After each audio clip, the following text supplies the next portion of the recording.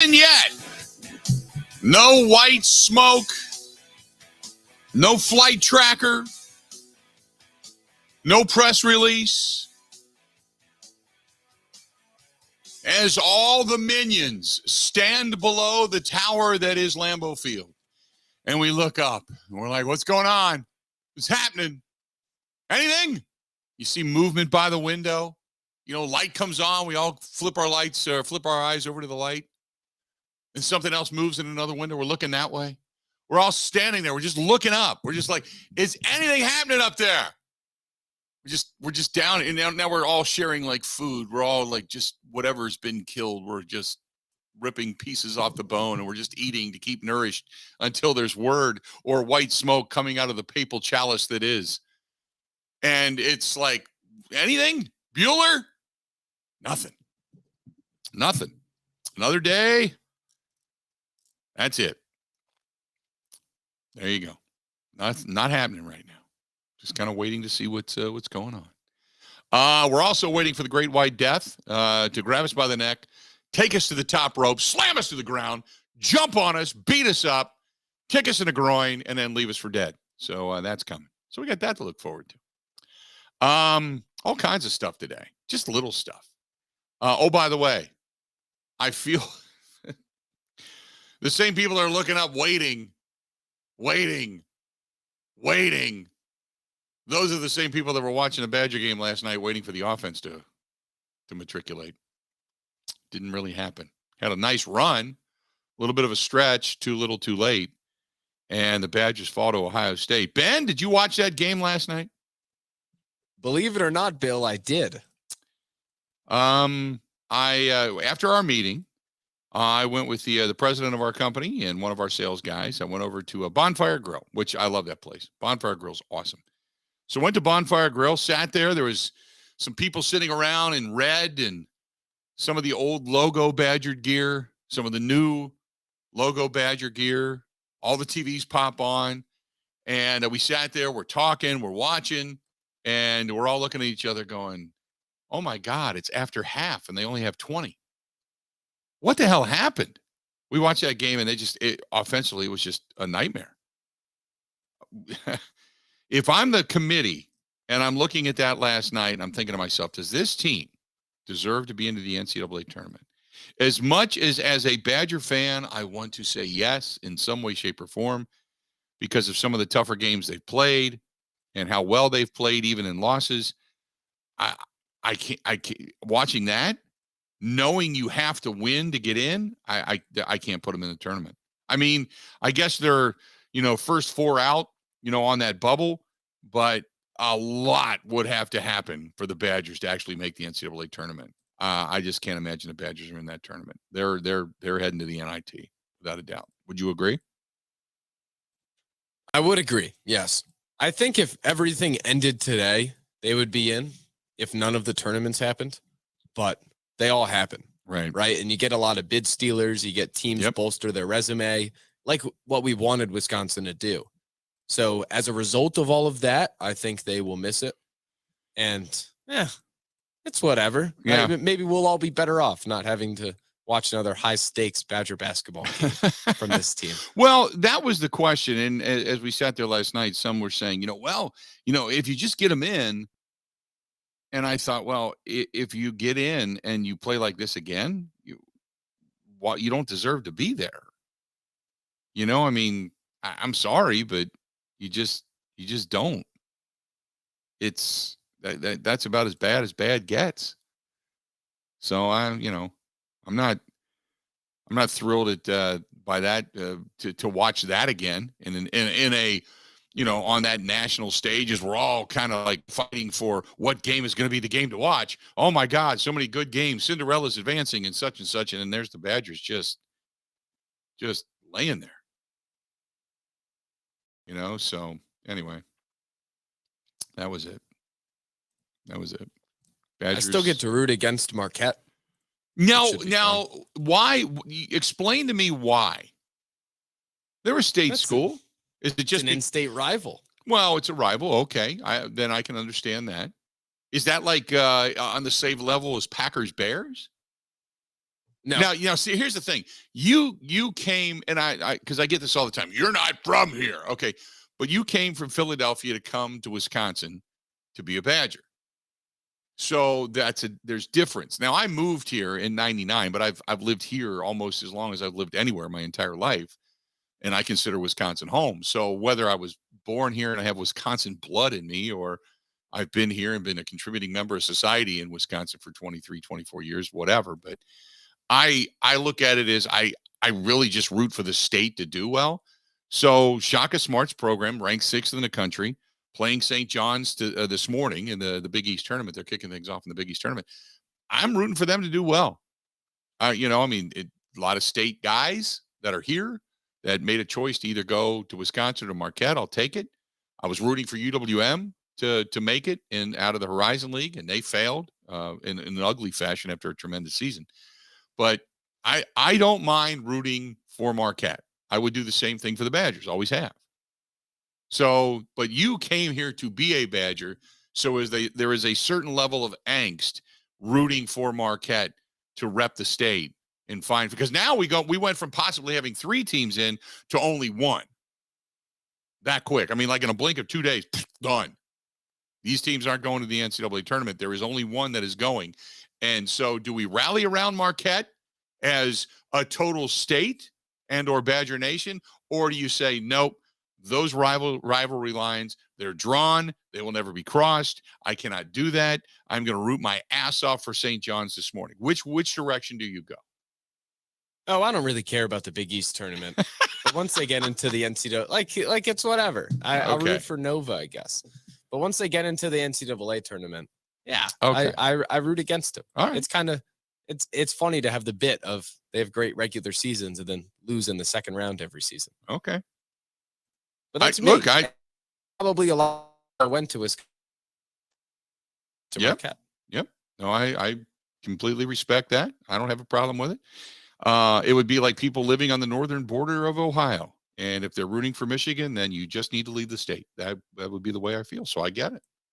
To a different scale. Yes. To a different scale, but I respect it. Now, if you're in state and you go to Xavier because Xavier University out of the Big East and then the University of Cincinnati, they're only 5 miles apart. I mean, they're both based in Cincinnati, Ohio. They've had a tremendous rivalry, but there's also a tremendous respect. You go back to Pete Gillen and such, and then the rivalry between him and Bob Huggins from years ago that really kind of heated up. But those two guys genuinely like kind of wink and a nod, smiled at one another, and there was always respect there. So you rooted for your team, but you loved both programs. You're not going to get that here in the state between Marquette and Wisconsin. And that goes all the way back to really to Al McGuire. When the Wisconsin fans were yelling at him and Al McGuire's flipping them off, and that kind of ignited that rivalry that a lot of lines have not been crossed ever since. So there you go. You know about that, right, Ben? When was that? No, I don't. 70-71, Al McGuire, they beat Wisconsin and he's turning around. Yeah, that's a bit before my time. Okay. It's part of the history, man. Study up. I'm learning. Hey, by the way, speaking of history, the first ever Bill Michaels show golf outing is taking place in Viroqua, and it's coming up in May, first weekend in May. So if you want to get signed up, give our guys at the country Viroqua Hills Country Club a call, and it's going to be on May 6th. So you're coming, you're playing in it, correct? Correct. Okay, yes. Ben's playing in it. I'm playing in it. Kristen's playing in it. Our buddy Ernie up there is going to be playing in it. And then it's now open. You can now start calling the country club and booking your foursome or what have you to join us. So, a few beverages, maybe a cigar or two after the fact, some good stories along the way. We're going to have a great time. I was informed today that there are no Crocs allowed. I don't know where that rule came from, but I was, I mentioned it. So I said, hey, Ben's going to wear his Crocs. And then immediately people said, "Oh no," and I said, "Yeah, I know, but there's no Crocs." So, you think that rule's going to stop me? No, I know it's not. I'm not going to play in them. That's the unfortunate thing. I'll have them on. I'm kidding. For sure. No, that was really pretty much my rule, and beyond that, it really never went anywhere. So no, they're glad to have us. It's going to be a lot of fun. It's going to be a lot of fun. We're looking forward to it. But yeah, we're gonna be in Viroqua on May 6th. I'll be there on May 5th, the afternoon and evening on May 5th. I think we're heading down to Kickapoo Creekside on the evening of May 5th, and then we've got the golf tournament and such on Saturday, and then heading out of town on Sunday. So, and I believe we are going to be at the mighty Vernon Inn. Just so you know, going to be staying there. I mean, not all of us in the same room, but that's where we're going to be. Otherwise, it would just be weird. So, by the way, the number to get a hold of us and jump into the weirdness, 877-867-1670, 877-867-1670. You can find us on Twitter at Bill_Michaels, at Bill_Michaels. Follow there. You can follow Ben at Ben Z. Kenny over on Twitter. You can follow us on the Facebook fan page. Go to facebook.com, YouTube, simply Bill Michaels Show on YouTube and on Twitch TV. You can follow the Bill Michaels Show on Instagram as well. And we are on Apple, Spotify. We are on Google Podcasts. Anywhere you can get your podcasts, you can find us there. Always download the app, WOZN, The Zone, Madison. You can download the app and take us anywhere and everywhere. Put us in your headset and listen to the show before, during, or after. And to find us there, email the program, thebillmichaels@gmail.com. That is thebillmichaels@gmail.com. Nothing yet. And I had said this yesterday, and I was talking about this a little bit this morning I was on the air with Ernie, and I did a couple of different interviews. But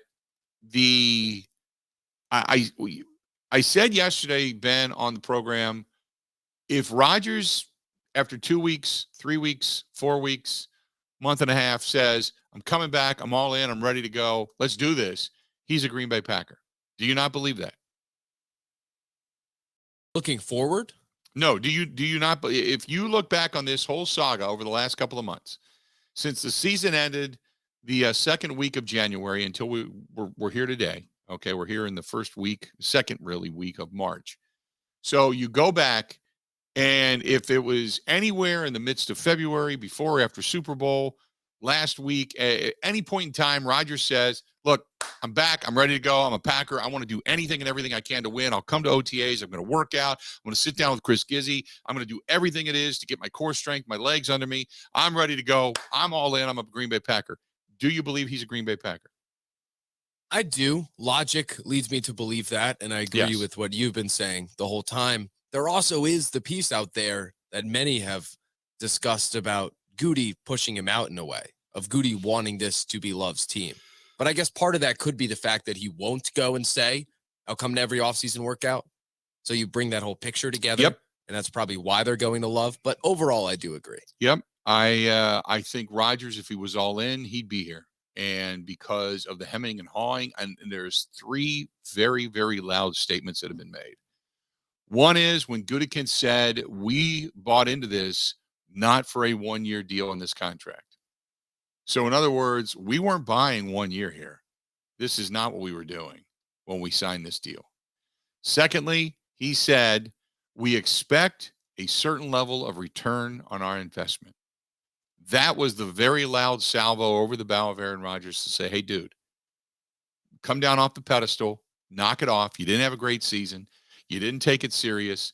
You know, all the things that have been said basically behind the scenes, let's just call it what it is. He didn't look good. He didn't play with the same level of passion. He looked angry most of the time, looked miserable. He wasn't. Bill, I don't know what this is entirely. Adam Schefter has just tweeted, quote, and the Jets just agreed to a trade, ... Well, there you have it. Oh, I see the trade. What is it? Well, this might anger some people. The Jets have agreed to send a 2024 7th-round pick to the Ravens in exchange for safety Chuck Clark, per league sources. The trade is agreed to, but cannot be processed until Wednesday. There you go. Chuck Clark to the Jets. Chuck Clark going to the Jets.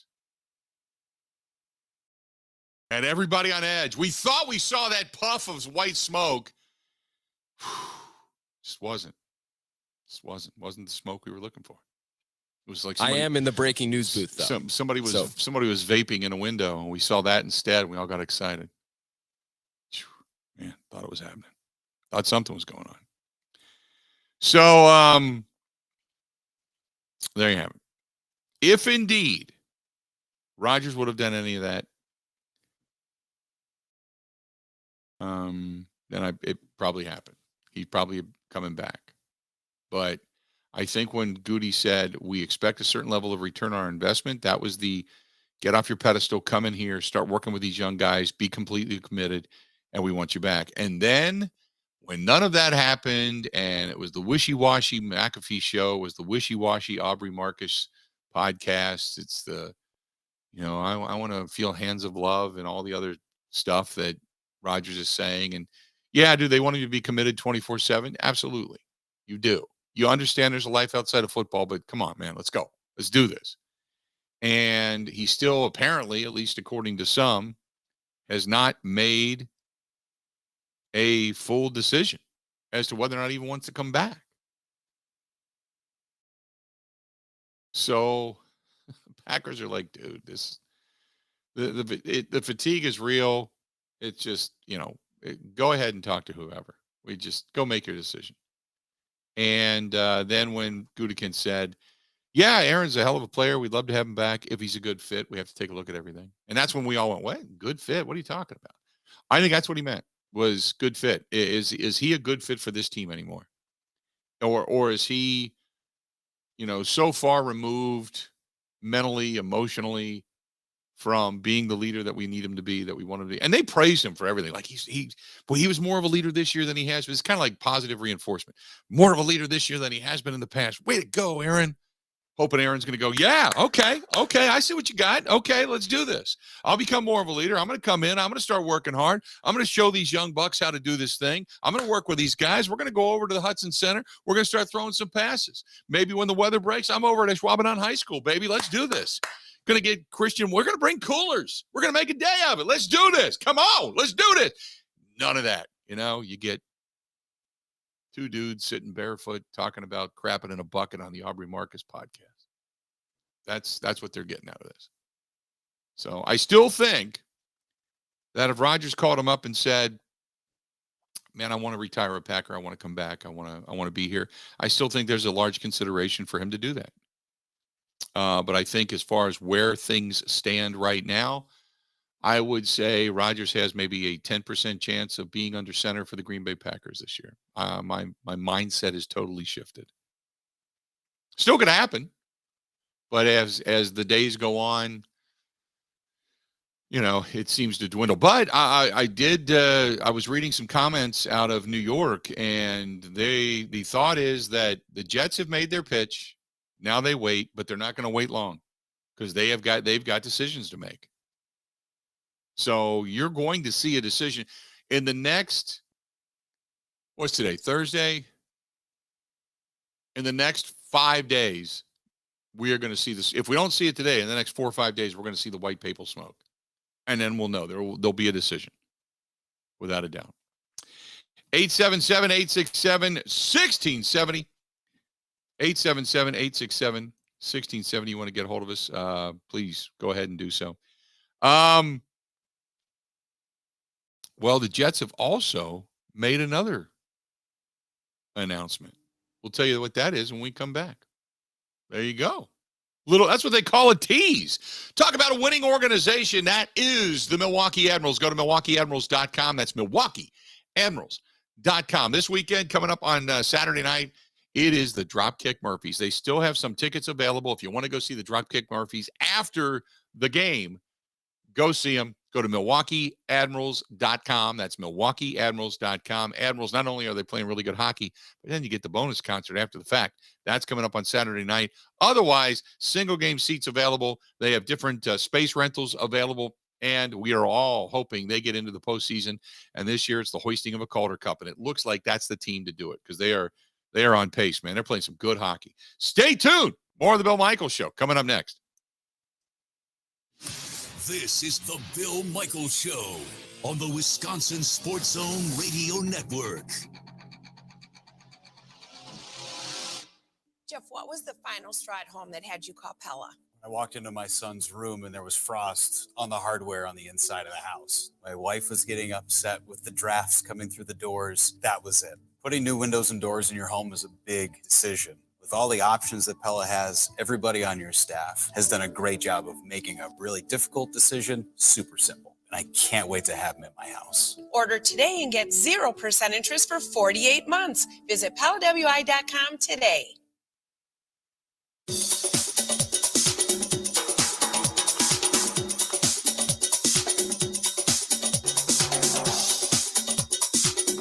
Bill Michaels will resume in 3 minutes.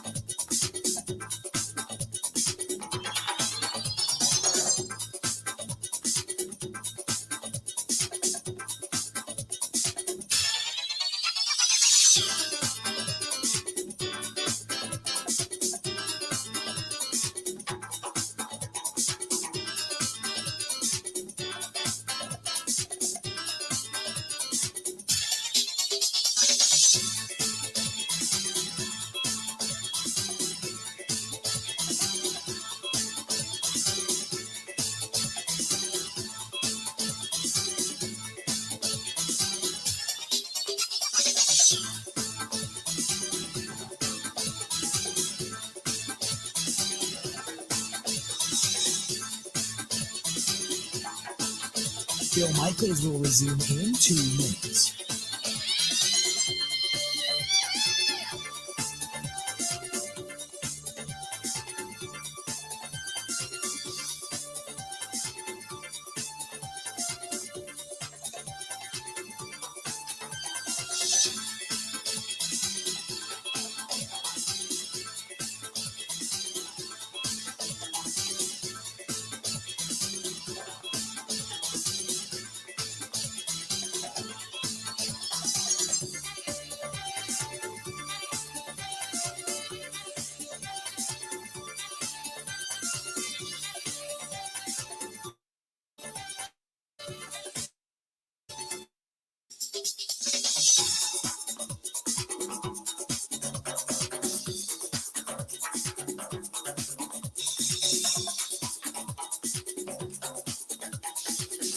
Bill Michaels will resume in 1 minute.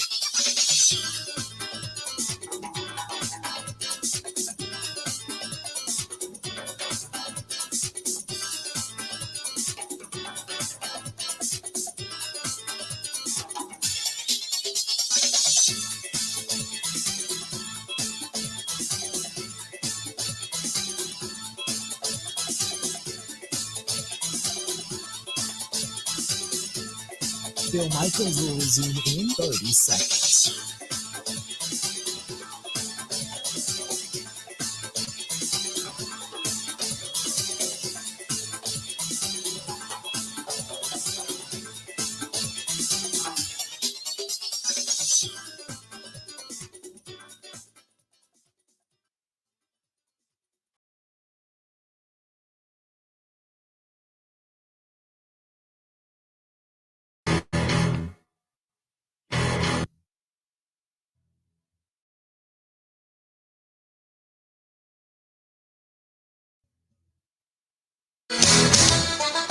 Look at Ben Kenny pulling out some dropkick Murphys. I like it. Are you a Murphys fan, Ben? Oh, huge. They are an East Coast band, and Kristen loves them. And I'm from a Boston family. Oh, that's right. That's right. I forgot about that. I knew you were a Philly guy, but I forgot that you were a Boston family. Yeah, Kristen being in the Rhode Island area, coming from there, she is all about to drop. We would be going. We'd be going on Saturday night, but we have a charity event for a charity called All My Friends coming up on Saturday. Otherwise, we'd be there because we even thought, you know what? Maybe we just make a donation to the charity and go see Dropkick Murphys. But it's a lot of good friends and it's a lot of people that we know, and we thought, you know what, we got to go there and support them. So we're going to go to that. But that was a tough decision because I was going to get ice tickets and everything, man. I was going to be right there in front of the stage of the Dropkick Murphys. That'd be great.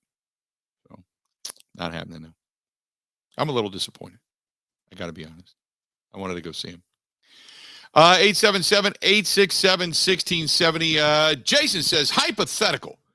Would you want Rodgers back if he decides not to go to New York and to stay in Green Bay? And after everything that has transpired, isn't that like taking your girlfriend back or your wife back who wanted to see if the grass was greener, but now says she is all in, supposedly?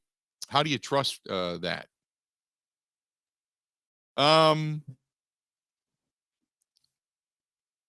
It is okay. I get the analogy. Yeah. Give your sweetie the best meat you can possibly give her.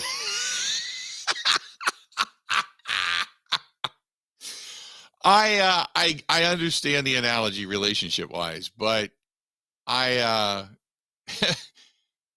if your sweetie is going to see if the grass is greener and she has done the horizontal funky monkey with somebody, then I guess, yeah, that's not a good thing. But if you are not married and all she did was go to lunch with somebody and then comes home and says how much she loves you, I'm not necessarily bad with that.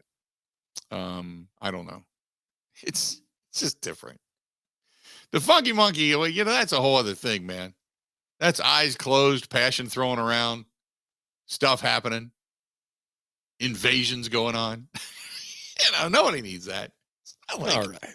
Right? It's not like Woody. It's not like Woody Johnson rolled him around in the front yard. It's an apples to oranges comparison. This is a free agent in football, so to speak, that's been given permission. Now, he's not a free agent. I understand that. But this is a guy in football that's been given permission to talk to somebody else because he's coming to the end of his career, So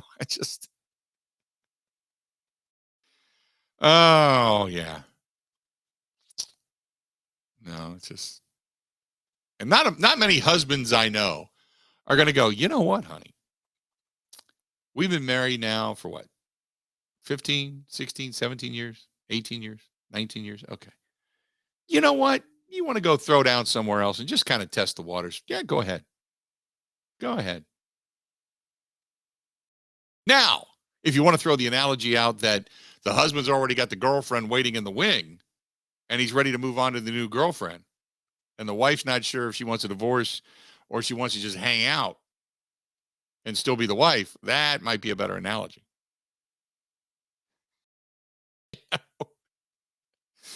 I don't know what else to say. Oh, by the way, speaking of that, so yesterday, Ben, I started off the show by saying that the Jets contingent was camping out on the lawn of Aaron Rodgers, and the sprinklers came on, and the tents got wet, and the whole thing. You remember me saying that? I do. Do you think for any moment in time I was reporting factual truth? No. I know the Bill Michaels sarcasm tone. Yes. There were people in New York who thought that I was basically giving an update and a report. I don't know if anybody saw that on Twitter or saw that. Well, yeah, you couldn't see my email. But there were people in New York that thought that I was reporting it as fact. They're thirsty, Bill. They're thirsty for info. I'm like, no, it was 100% sarcasm. First of all, I appreciate that you listen to the program. But secondly, I just, you would have to be right there with the rest of the contingent that went to see Aaron Rodgers and be firmly face planted in the 5-mast skull bong to think that I was being serious. Yeah, I just wasn't happening. Oh my God. People believed it. People really believed that I was reporting that I had inside information that Woody Johnson and Nathaniel Hackett and company, and they were literally in tents camped out on Aaron Rodgers' lawn. Just come on. Oh my goodness. So sometimes it's just, I guess, lesson learned. You just got to be careful what you say in this life. Sometimes people just look at you and go, really? Really? Man, that must have been a nice tent Woody Johnson had. He's got money. That thing was bought at Columbia. Maybe the LL Bean. Yeah. Whew. Boy, and then the sprinklers came on. He got all wet. It's a shame his checkbook got soaked. Holy mackerel. Can't believe that. There you have it. By the way, the Jets have released wide receiver Braxton Berrios. There's the big news today. Wide receiver Braxton Berrios, released by the Jets. All right. There you have it. By the way, coming back, we've got some Garofalo, Rappaport, got some updates on the Packers moving on from Rodgers. Both on the NFL Network from the past couple of days. And so we're going to hear that when we come back and what the actual compensation might be. I got to tell you that this content is graphic and you have to listen with your own discretion because it is not going to be what you want to hear. I have to say that now. So if you are a person that is easily triggered, you need to pull over. Get off the road. I don't want to create road rage because it's not what you, and even I, to a certain extent, I thought it might have been a little bit much. And then when I heard it, I'm like, oh, okay. But we'll talk about it when we come back. But I got to tell you, get out the way. All right. Just get out away from people.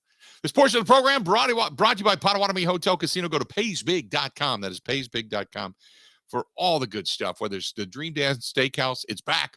Bingo is back. 360 bar is cranking. Everything's good. And they've got stay and play packages available. Go to paysbig.com. They are giving away all kinds of cash as well. Paysbig.com. That is paysbig.com. Covering Wisconsin sports like a blanket. This is the Bill Michaels Show on the Wisconsin Sports Zone Radio Network.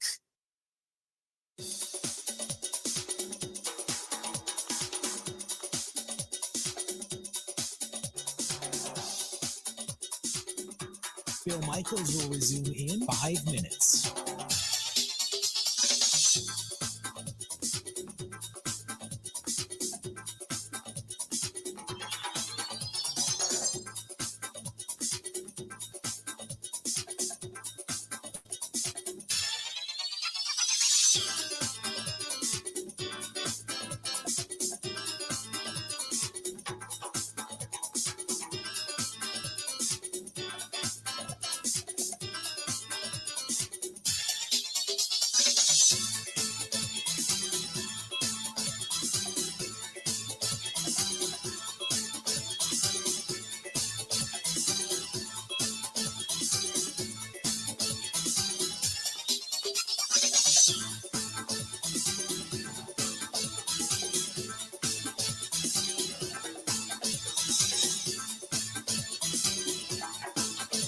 Bill Michaels will resume in 4 minutes.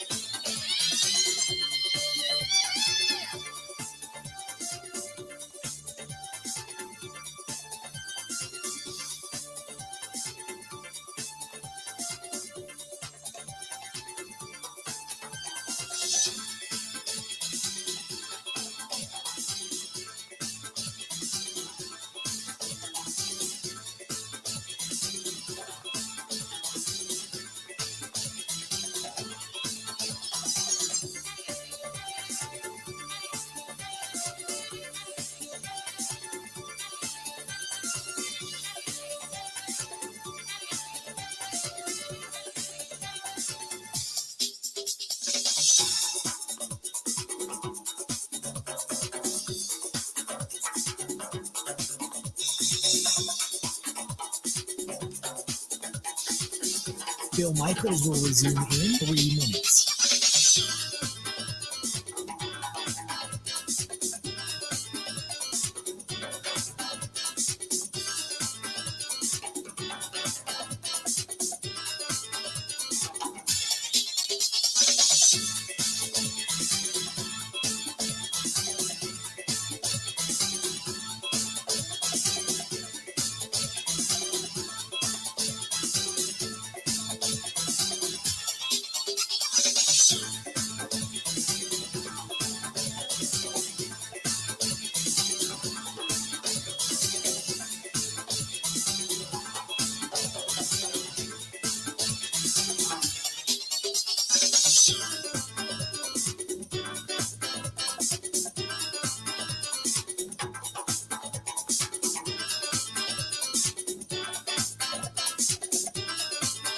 Bill Michaels will resume in 2 minutes.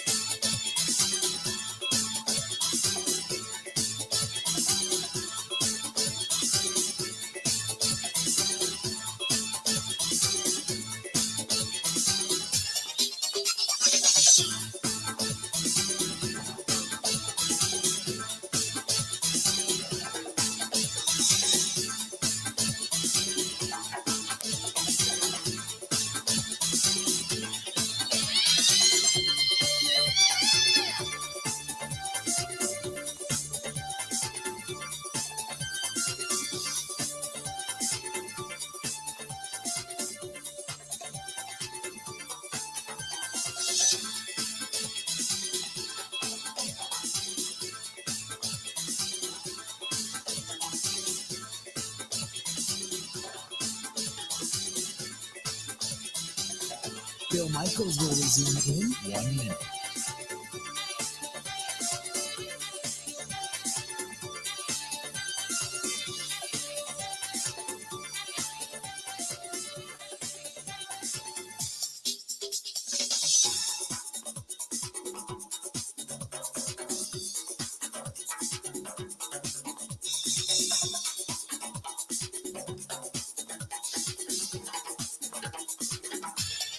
Bill Michaels will resume in 30 seconds.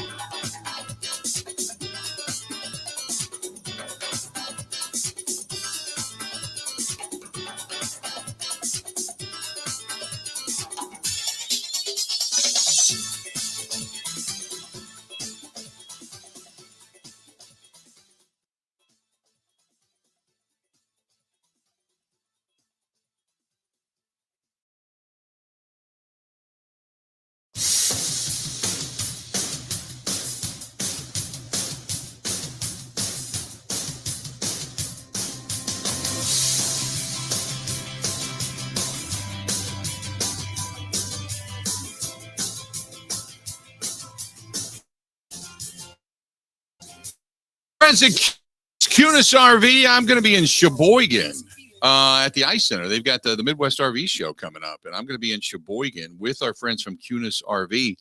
And that is coming up on March 31st. March 31st at the Lakers Ice Center. So if you're going to be in the Sheboygan area, come on by. I'm going to be there on Friday, March 31st.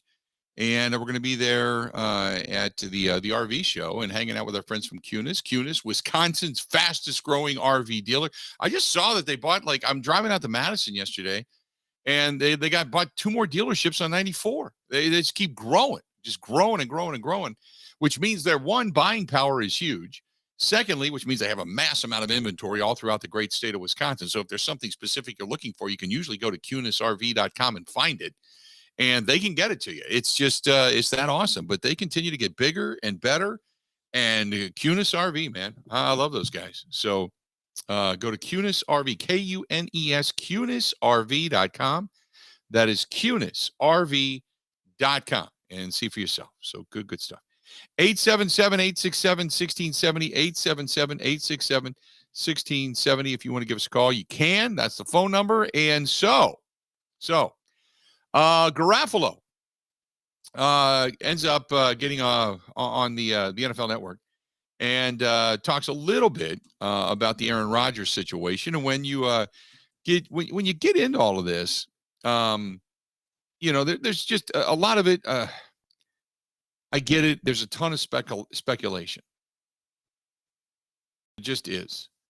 And so just take it for what it is. Garofalo on the NFL Network. Great compensation, but look, the fact that the Packers are letting Aaron Rodgers talk to other teams pretty much tells you that they're okay with him moving on. It's not a situation like, well, you're going to have to give us an offer that we can't refuse. No, it's going to be something where let's get as fair of compensation as we can to just move on and turn this thing over to Jordan Love in Green Bay. And the Jets have already had communication with the Packers even before Rodgers said that he would like to speak to the Jets, so that surely has come up along the way. I don't think there's going to be enough roadblocks along the way to stop this thing if Rodgers decides that that's where he wants to be. So there you go. That's Mike Garofalo on the NFL Network. Okay. Ian Rappaport now on the NFL Network. Take a listen.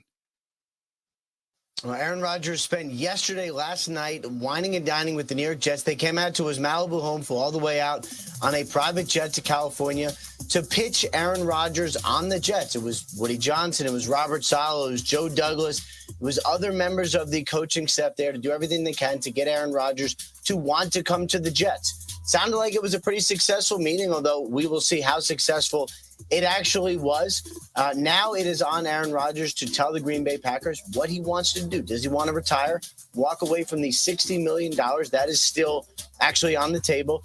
Does he want to tell the Packers, hey, trade me to the New York Jets, work out a deal, that's where I want to play, or presumably go back to Green Bay, although that is looking much less likely at this point. If Rodgers tells the Green Bay Packers that he wants to be with the Jets, they will facilitate a trade. All this will be over. Rodgers will be the new quarterback. There's no definitive stuff. It's all speculation. It's all what could be, should be. I mean, again, we talked very frankly about it yesterday. All kidding aside, it is tiring. It is draining. It's terrific for this business. It's terrific for what it is that Ben and I do on a daily here in the state of Wisconsin, because it keeps people glued. Everybody wants to know, but in the grand scheme of things, and I've said this from the very beginning, and I sat down with Brett Favre on the night that they were retiring his number, and we did a kind of a fireside chat, so to speak, in front of about 1,000 people at the convention center in Green Bay. And we were backstage. Mike Clemens and I were with Brett and his family, and we said, the way things went, and leaving Green Bay and heading to New York, and then, ending up in Minnesota. And he stopped me and he looked at me, and I think I even have this recorded somewhere, but he said, Bill, because his dad worked with us, Irv worked with us. And he said, my dad would have told me, don't do it. Don't do this. And he said, but me, I'm headstrong, and I felt like I was being slighted. So, I walked away. I forced their hand and I walked away, and I shouldn't have. And I should have just said, I'm coming back, because that's what I ultimately wanted to do. I said, why didn't you? It was pride, ego, okay. It was a very surreal moment. And he said, look, he had a, good time going to New York. He had a good time going to an NFC championship game with Minnesota. But just, looking back on it, he wished that he never would have left. Because he said, had I just said I'm coming back, then it would have forced their hand. Either they would have then cut him loose, which was his fear, or they would have said, Aaron, you're a tremendous trade piece, and we can get more help for Brett Favre down the road. And thus Aaron Rodgers goes on to another team. And in this situation, in this circumstance, I look at Aaron Rodgers, and if I had a chance to sit down and talk with him and just say, look, in 10 years, the only thing you're going to be remembered for is the back and forth wishy-washy. I mean, you're a tremendous quarterback. There's nobody that's going to take that away from you.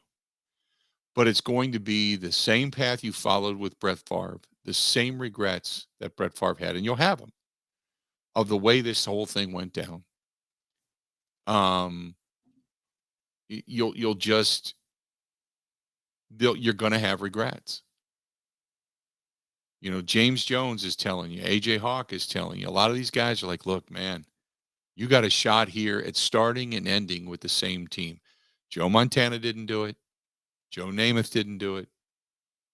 You can look at some of the greatest of the greats. Tom Brady didn't do it. I get that. But you've got a shot at doing something none of them did. And, John Elway's one of the lucky ones. He played his entire career with the Denver Broncos. And the very last year, he was able to walk away with a championship, something that everybody envies. You have that opportunity, So really think hard before you just say, this is about me and this is about, and Ben Roethlisberger did. Thank you very much. Think long and hard before you just say, I'm throwing this away. Just swallow the pride, swallow the ego, and what you think you are. And the reason why is because you can be as great as you want to be, and there is always going to be somebody. There's somebody right now in the league that's better than you, and that's Patrick Mahomes. So don't put yourself on a pedestal where you think you're the best of the best, because you're not. You were, you're not anymore. Every year it begins to rotate. Every year you begin to grind down. Every year somebody gets better. Every year somebody competes for that top spot, and they're going to take it to the next level. Patrick Mahomes is already better than you. He's got 2 Super Bowls. He's got an MVP, couple of MVPs. He's on his career. People are not comparing him to the success that Brady's had. Not you. They're not comparing. He's got more Super Bowls than you. So you're not that damn good. So come down off the pedestal. Quit acting like you're the best things in sliced bread. Pull your head out of your ass and do what's right. Commit. If you're committed, you're committed. If not, then retire. Enjoy your retirement. But if you still got the fire to play, then come back and do it right. And that's it. And I wish there was somebody that had the cojones to say that to him in his inner circle. And, I have numerous players. The only guy that said I wouldn't do it that way was when we were out in Super Bowl talking to Eric Dickerson. And I said, what would you do? He said, I would go to where I had the best chance to win a Super Bowl. Because that's all it's all about. And that's it. That's it. And it's, now you understand a lot about Rodgers when he tries to let you in, to let you get a glimpse of what it's like and what he thinks and what he sees. And sometimes you want to look at him and go, you can be as deep a thinker as you want. You can be as intellectual as you want. You can be as well-read as you want. But life is not that damn complicated. It just isn't. Life is what you make it out to be. Complicated or not, if you're complicated, it's complicated. If you're not complicated, it's not complicated. But complicating your life and saying that you're complicating it for inner peace is dumb. And you just wish that it didn't have to end this way, but I believe it is. I believe it's pretty much done. I believe that there's this glimmer of light that he could end up back in Green Bay. But the brightest light that's barreling down the train tracks right now is ending up in New York with the Jets, giving it a run, and then letting the Jets deal with this dance next year. I think that's probably is most likely to happen. Now, what is going to happen if indeed the deal goes down? You're going to want to hear this when we come back. Because, like I said, going into the last break, pull over. You might not want to hear it. Because compensation-wise, I don't think it's going to be what everybody thinks it's going to be. So stick around. Stay tuned. More of the Bill Michaels Show next. Covering Wisconsin sports like a blanket. This is the Bill Michaels Show on the Wisconsin Sports Zone Radio Network. One of the worst things that you can hear, you have cancer. The worst is when you hear the words, your child has cancer. When a child is diagnosed with cancer, it changes their world. Sometimes they can't even do things that they really love, like playing soccer, riding a bike, going to prom, attending school. Children with cancer spend a lot of time away from others. I'm in the hospital, treatments, tired, nauseous, and they feel isolated. That's where Special Spaces Wisconsin steps in. They provide these children with a special space where they can not only sleep, but they can play, they can heal, they can spend time away from the challenges of their illness. It's a customized bedroom designed just for them. How about a princess castle or a pirate ship or a sports-themed bedroom? They transform that child's existing bedroom into a place that only he or she can imagine. A place for them just to be a kid. This effort is done with teams of dedicated volunteers and sponsors, just like our friends from Pella Windows and Doors of Wisconsin and all the community partners. If you'd like to find out more or to donate, go to specialspaces.org. That is specialspaces.org.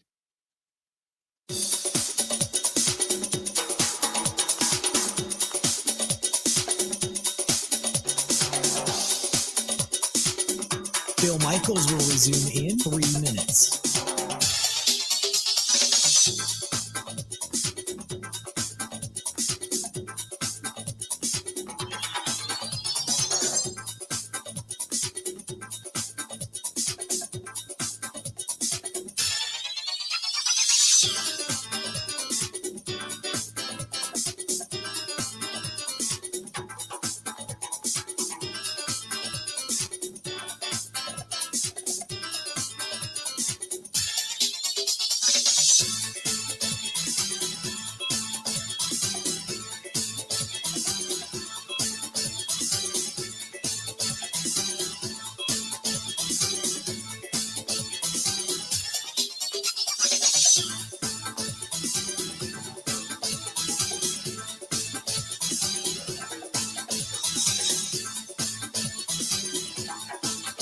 Bill Michaels will resume in 2 minutes.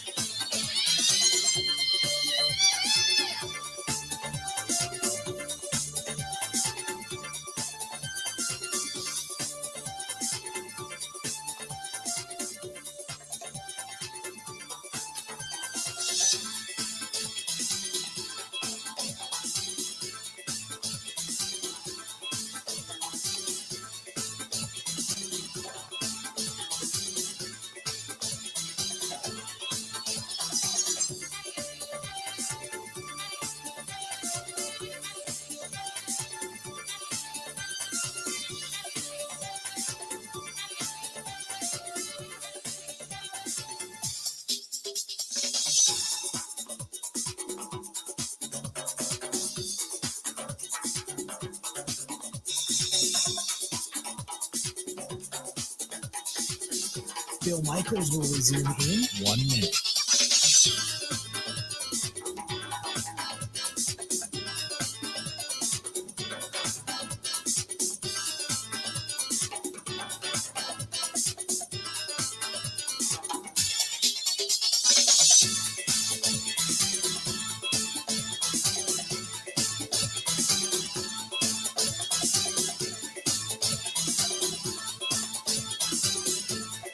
Bill Michaels will resume in 30 seconds.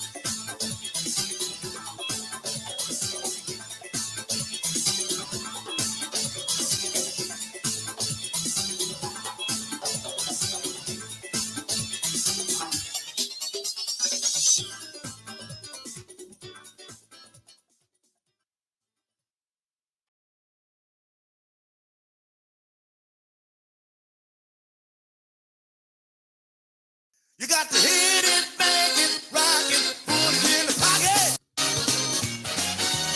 Good to have you back. The Bill Michaels Show. Continuing on. 877-867-1670. 877-867-1670. Find us. Hit us up. We'd love to hear from you. So the compensation. How big will the compensation be? Mike Garofalo and Ian Rappaport both have thoughts on this. Ben, did they say what they thought the compensation would be?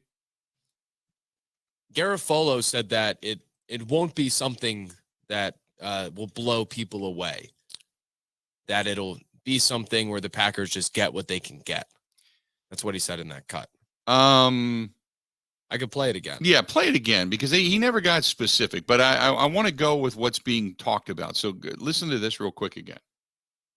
Great compensation, but look, the fact that the Packers are letting Aaron Rodgers talk to other teams pretty much tells you that they're okay with him moving on. It's not a situation like, well, you're going to have to give us an offer that we can't refuse. No, it's going to be something where let's get as fair of compensation as we can to just move on and turn this thing over to Jordan Love in Green Bay.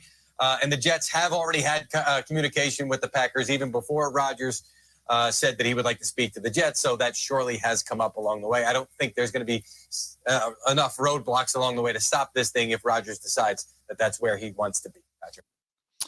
So from what I'm hearing, at least what's been discussed and what I've kind of rambled around with this morning, and I there's nothing official. Let me say this. It's gone from first round draft choice to a conditional first round draft choice next year to here you go. And that has come down quite a bit. It has gone from that to maybe a second round draft choice and conditional after the fact. And I know that's not what people want to hear, but that's kind of where it is. Kind of where it is that it is not going to be this first round draft choice. And so you're going to have the 13th and the 15th pick. And I mean, now I don't know. I don't know for sure. I don't know where this is coming from all of a sudden. I don't know if there's been an official. There's been so many garbage reports, you know, But and I've just assumed all along there'd be like a first round draft choice and everything else falters from there. And people said, "Oh, that's not enough." And it's gone from that to, well, he's probably only going to play 1 year. The Jets don't want to give up not only a first round draft choice and pay the full salary. So if they're going to have to pay the full salary, which then at that point in time, they're going to take just a second round draft choice and give it to the Packers with a conditional another pick down the road. And I'm like, whoa, okay. It just depends on, I guess there's nobody else in the bidding right now. And unless all of a sudden Las Vegas jumped into this mix and said, you know what, we've reconsidered. We're willing to give you 2 first round picks. Then all of a sudden the bidding gets high and then Rodgers has some decisions to make and the Packers do what they want to do. But yeah, there's that right now. It's not happening. There's one team only, and people are talking now about the possibility of just being a second round pick. You know what? Between you and me, I can't wait till this saga is over. As much as, and again, selfishly speaking, as much as this is fantastic for this business, my business, our business, it's like, so much crap being spewed already, right? You're looking at it, you're going, come on. I get it. 1 hour down, a lot more to go. Talking some green and gold here on the Bill Michaels Show. Will he not? Waiting for the white people smoke. Let's go. Let's get it over with. Let's do this. But right now, nothing. We're just waiting. You and I together. We'll hold hands. We'll drink beers. We'll pray for the best and pray to God that Jordan Love's the real deal. Stay tuned. More of the Bill Michaels Show next.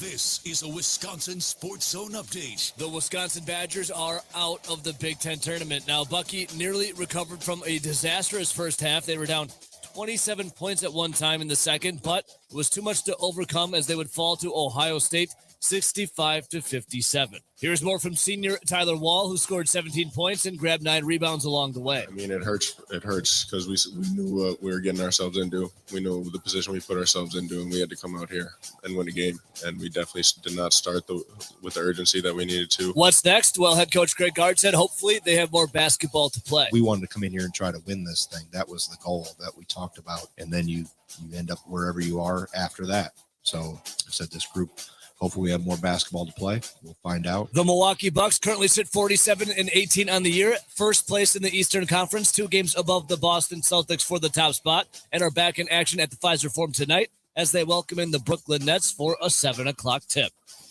You're worth so much more. Have you ever had the choice to accumulate wealth or go into debt? Let's play Would You Rather. Would you rather have $190,000 in total compensation or be $29,000 in debt? That's the choice between paying for a bachelor's degree that might not even land you a job or an apprenticeship with Liuna that will lead to job security, a pension, stability, and a lifetime of great wages. You're worth so much more. Go to liunawisconsin.org/join to learn how to accumulate wealth instead of debt.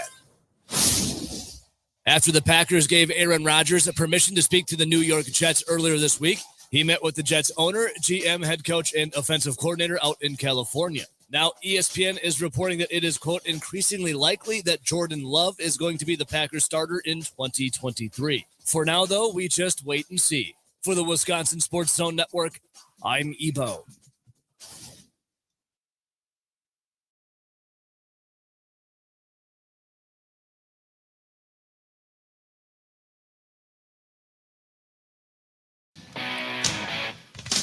Welcome back. Good to have you.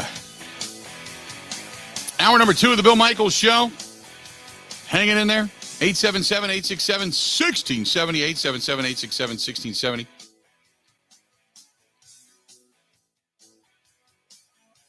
You want to give us a shout? Hit us up. Got our buddy John and Howard says, it is also plausible that even if Rodgers tells the Packers he's committed, that the Packers tell him they're going to move on to Jordan Love, much like Ted Thompson and Mike McCarthy did to Favre. The train has left the station, which is possible. I agree with that. Anything's possible, right? Do that, no problem. This is from Ticking Time Bomb, who says, hey, unit, this is just a joke at this point. Does Aaron Rodgers realize what he's doing to the organization, much like Favre did to us 15 years ago? You know what, though?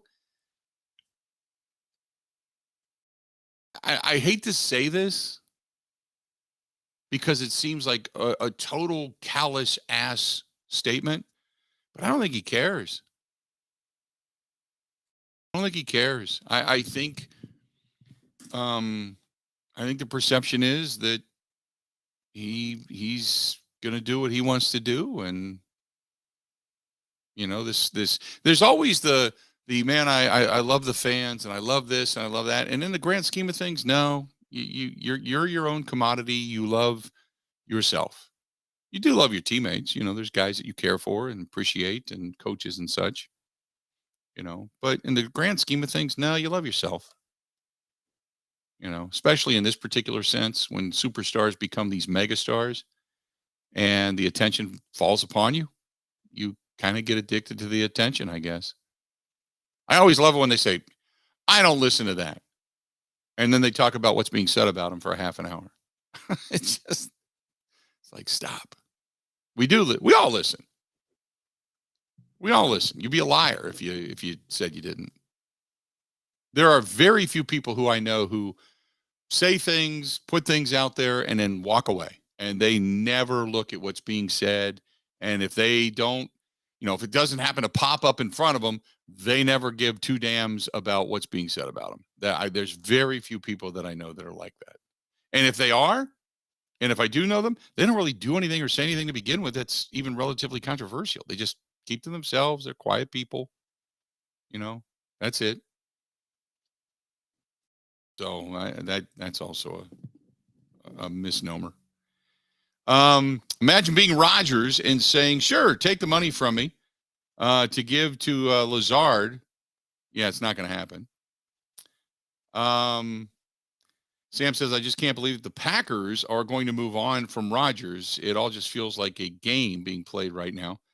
And in the end, they're going to stick with him and stick with what they know and what gives them the best chance to win. Sam, that's kind of what I've said all along, that if Rodgers says, I want to come back, I'm all in. I just get this feeling the Packers will pay Jordan Love and run it back for another year.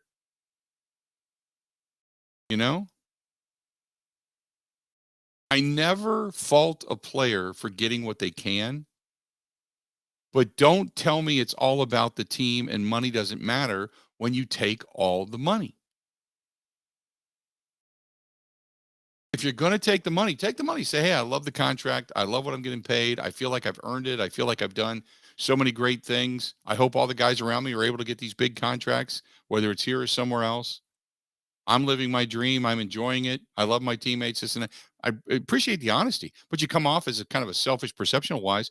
You come off as kind of a perceptive jerk. Well, because we all know there's a limit to what you can spend in via salary cap. And there's only so much to go around, right?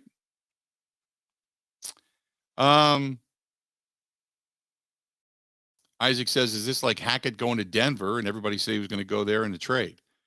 No, this is more real. Here's the reason why. Because Green Bay, the Packers, are the ones that you're in the tampering period right now. You can't just go and do your thing, right? You got to ask permission. And the Packers specifically gave permission to the Jets to go talk to Aaron Rodgers. They couldn't talk to Aaron Rodgers without permission. And if put it this way, if they were talking to Rodgers right now and the Packers said, we never gave any written permission for you to do so, the Jets would be in a world of trouble right now, to the point where they'd be giving up draft choices like spitting out Pez from a Pez dispenser. So the Packers said, yeah, go ahead. Go talk to him. You want to fly out? Do it. Go ahead. Absolutely. Which tells you their commitment to most likely move on.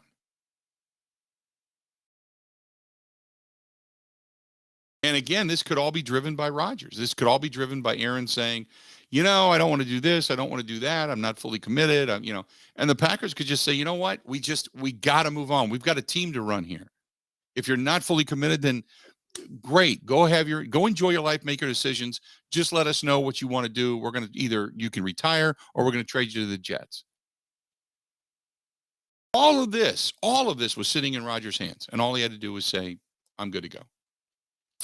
877-867-1670, 877-867-1670. If you want to find us, this one's from Lona, who says, well stated, Bill.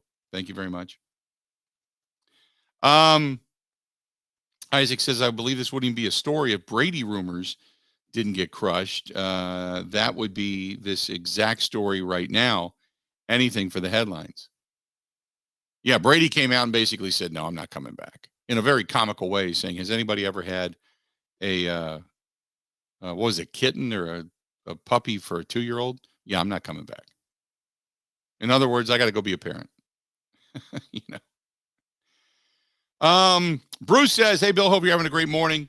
First, thanks for the Aaron Rodgers. Thanks to Aaron Rodgers for some amazing memories. Wish you could have brought us a couple more Super Bowls. But, hey, it's not all your fault. We just needed your help when the defense has played well enough to get you there. I get the feeling after all this drama that the Packers do want to move on. Just hoping that the Jets are willing to give up more than I think they are, even if the deal doesn't happen. In my honest opinion, there are still quarterback needy teams that are going to want to trade for Aaron Rodgers. Personally, I'm ready to move on. Yeah, but you've got to have a team that would be capable of Rodgers to go there. That's the indicator, right?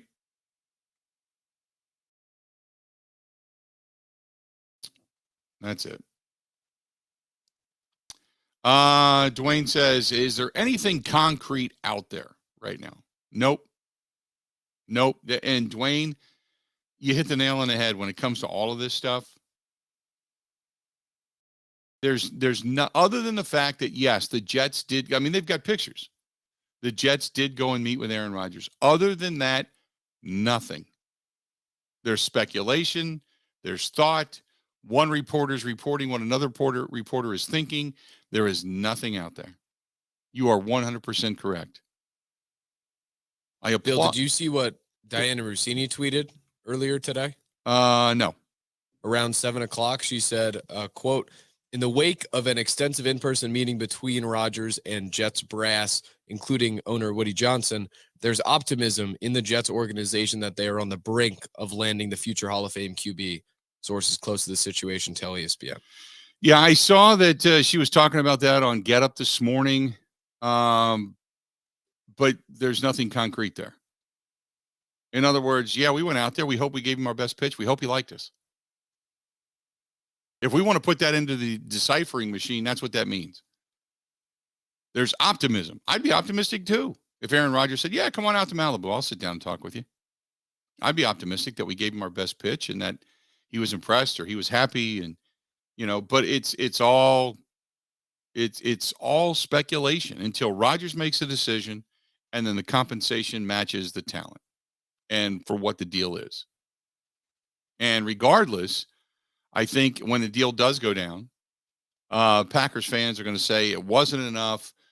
Goody didn't get enough. The problem is that Rodgers, again, much like Devontae last year, he wasn't here. He wasn't standing up going, I'm ready to go. He wasn't standing there saying, bring me back after 2-3 weeks, or I'm ready to move on after 2-3 weeks, to where you could have made a deal for a better situation, maybe with more teams involved.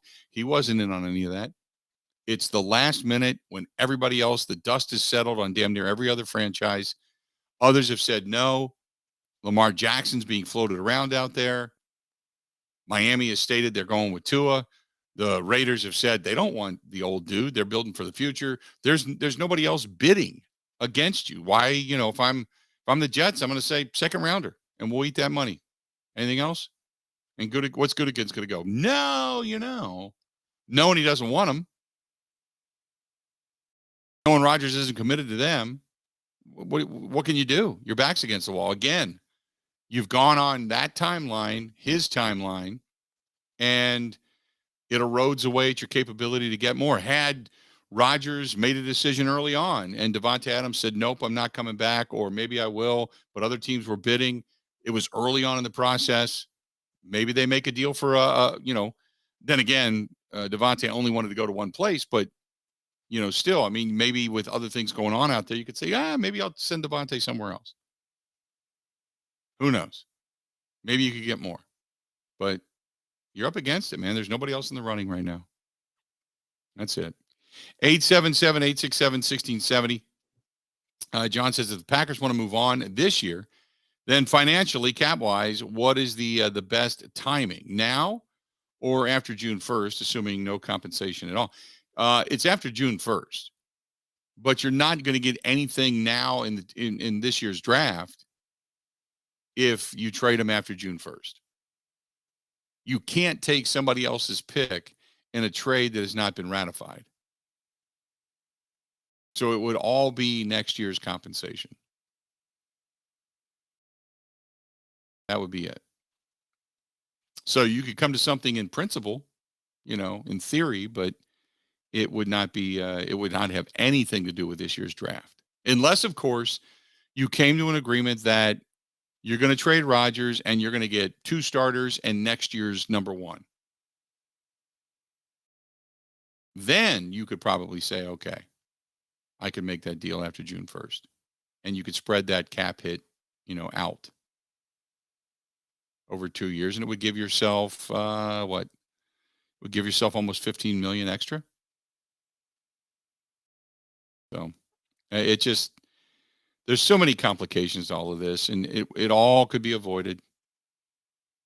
It all could be avoided if you didn't have to go into the darkness to make a decision. And the other thing was, and again, we didn't say this. This wasn't the media making this up. And I know the media gets blamed for it. But, Ben, didn't Rodgers say when he came out of the darkness he was going to, have a decision? That he was going into the darkness just to get some form of clarity on his decision? Yeah, he did. He kind of alluded to the fact like he would emerge and then he'd have an answer. And here we are another week or two later. Timeline on it. He never did. But that's exactly right. That's classic. Classic. Part of me thinks the Jets almost went out to meet with him to convince him to not retire. Because we see Rappaport and we hear Garofalo on NFL Network, they both clearly say that retirement's still on the table. Right. That if he decides he wants to play there. It kind of felt like they went out to convince him not to retire. I would be really worried if retirement's still on the table, taking a guy right now. Wouldn't you?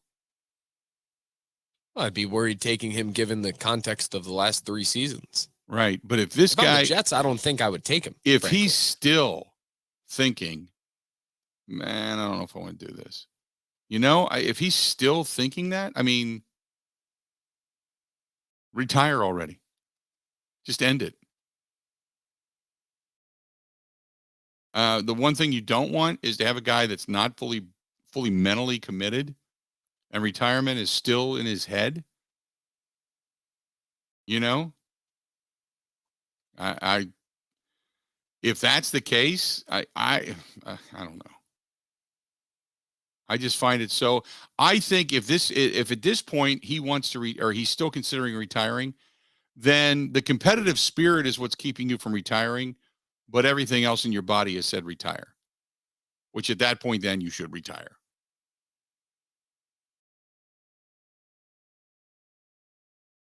So if that's the case, and you might be right. I said yesterday, that was one of 3 options. It was either, Aaron, we want to convince you to come here because Green Bay is giving us the opportunity. Or Aaron has said, no, I want to be a Packer. And the Packers may say, you know what? Just to make sure, take a listen to what the Jets have to say, but we will take you back. Or Rodgers may want to retire and the Packers are like, are you sure? We, don't come play here, but, are you sure you want to retire? Because we still want to get something for you. And at that point in time, is Rodgers only coming back for the 50, 60 million bucks? And that's not something you want, where you're only playing for the money. So who knows? Who knows? 877-867-1670. You want to find us, feel free. Hey, our buddy Mikey Whitcomb over at Exit Realty. This is the guy that years ago, when I was looking for a new house, and I was a pain in the ass because I went through like 14 to 18 new houses, some of which you put an offer on and they were gone. The offers had already been taken.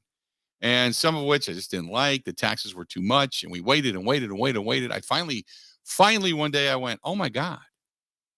And I saw a house that I've been looking at for years come available, and it's the current house that I live in. Mikey got on it, was honest with me, and said, hey, dude, it's a hot market. You're not going to get this house for what it is they're asking. You're going to get it for more. But let's not get crazy. Here's what the market average is. And sure enough, I ended up with the higher bid. And not by a lot, but by just enough to get the house. He was great. And I'm telling you, if you're looking for a realtor, if you're in, the eastern half of the state of Wisconsin, he's a biker, works with veterans. Get a hold of my buddy Mikey. 414-243-1976 and Exit Realty. 414-243-1976. 414-243-1976. And now's the time to start booking up with your real estate agent, because this is the time of year people start putting houses on the market, freshening them up, and then you try to get the better deal, especially in this type of a housing market right now, where it's been the rising interest rates. So get in, get on it, get done right now. I'm with my buddy Mikey. 414-243-1976. Ready? This is the Bill Michaels Show on the Wisconsin Sports Zone Radio Network. Jeff, what was the final straw at home that had you call Pella? I walked into my son's room and there was frost on the hardware on the inside of the house. My wife was getting upset with the drafts coming through the doors. That was it. Putting new windows and doors in your home is a big decision. With all the options that Pella has, everybody on your staff has done a great job of making a really difficult decision super simple. And I can't wait to have them in my house. Order today and get 0% interest for 48 months. Visit PellaWI.com today.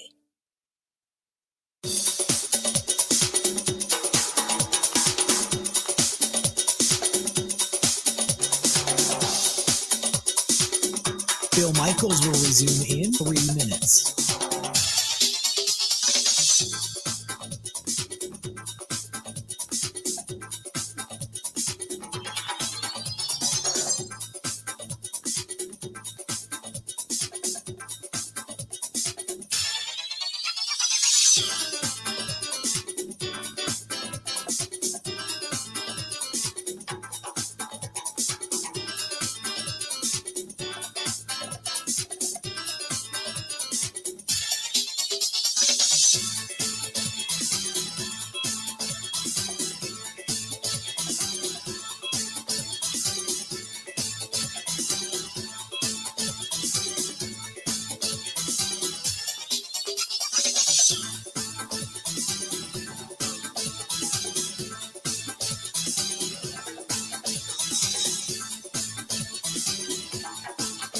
Bill Michaels will resume in 2 minutes.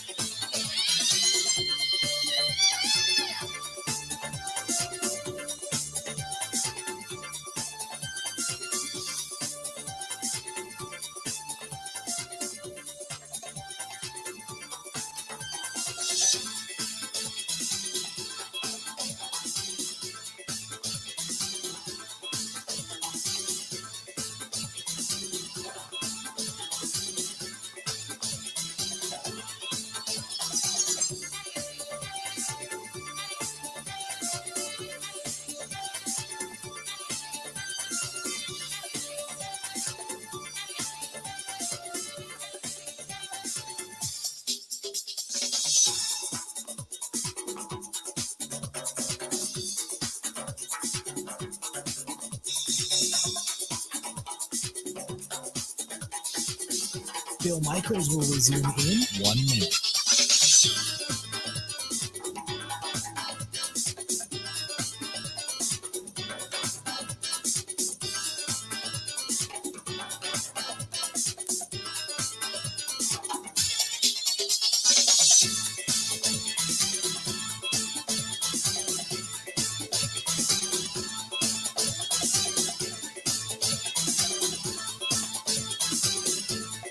Bill Michaels will resume in 30 seconds.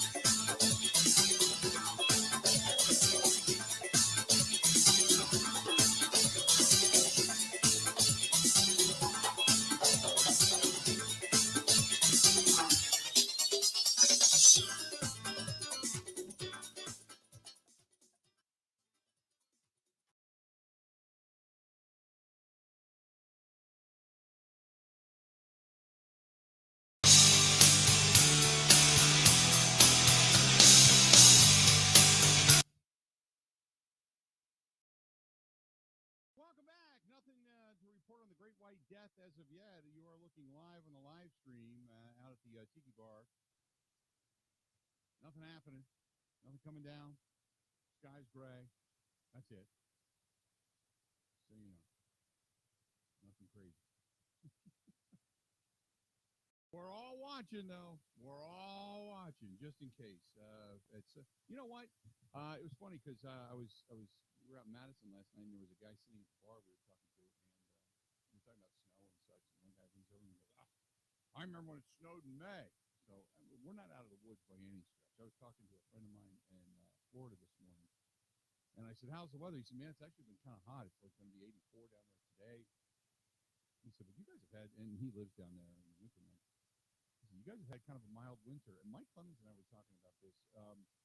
When you work at Lambeau during the football season, usually you get into December, maybe early January, even some of those games that have been playoff games. And there's always one or two games a season when you come down after the game is over, you come down out of the elevator, you exit through the doors to go outside, and it hits you at that "Ooh, my God, is it cold" type of hurt, right? And we haven't had that like 2, maybe 3 years where we haven't had that.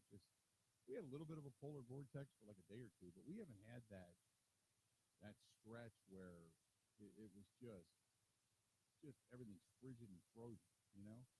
We've been kind of lucky. And here as of late, because most of the waterways are open.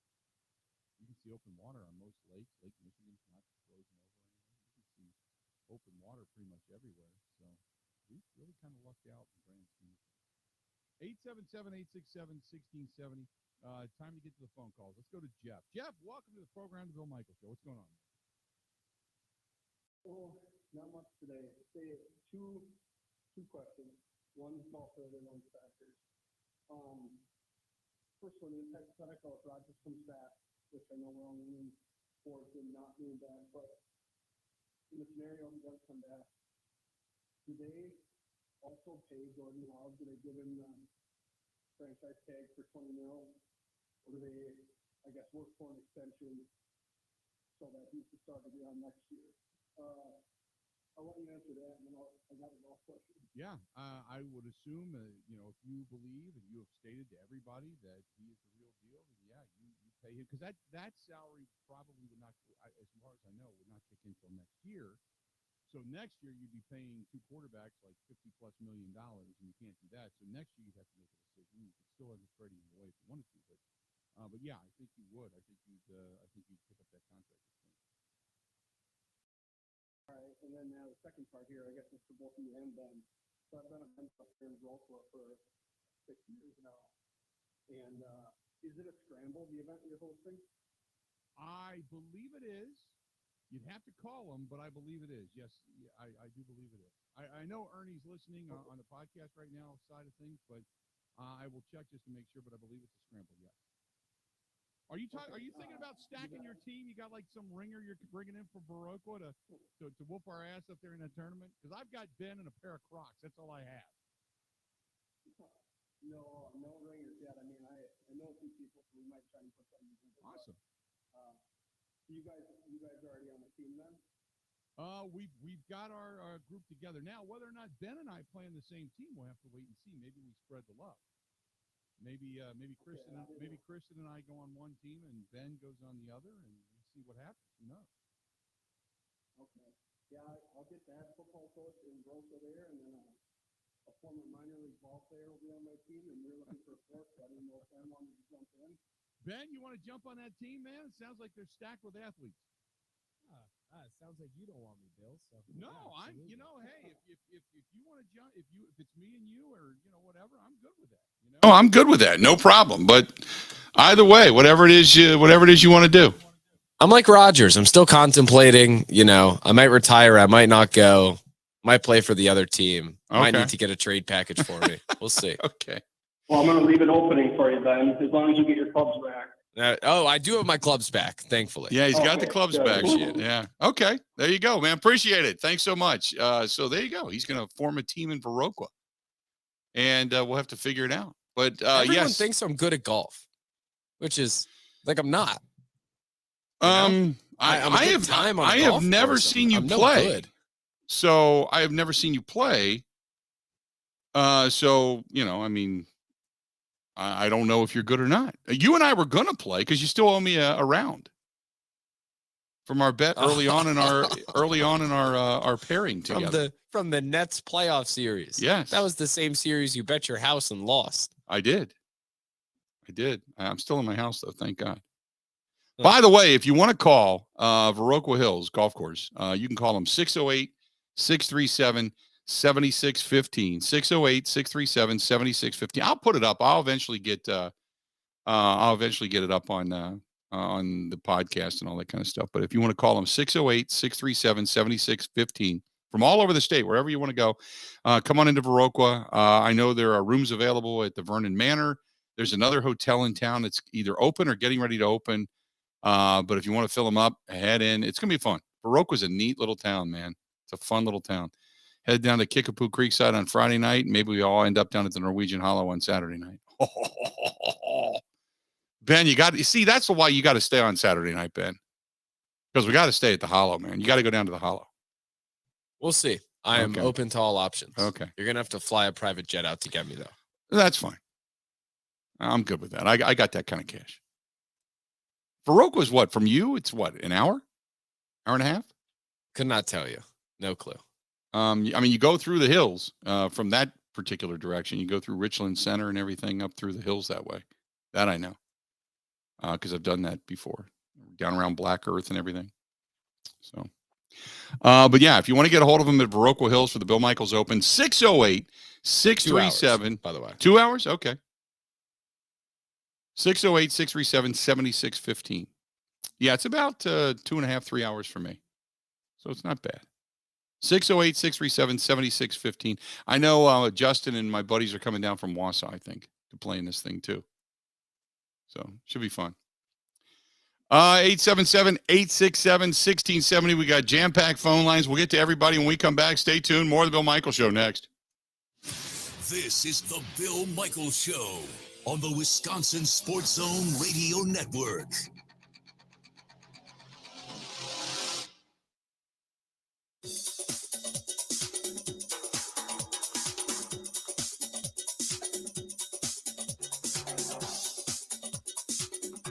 Bill Michaels will resume in 5 minutes.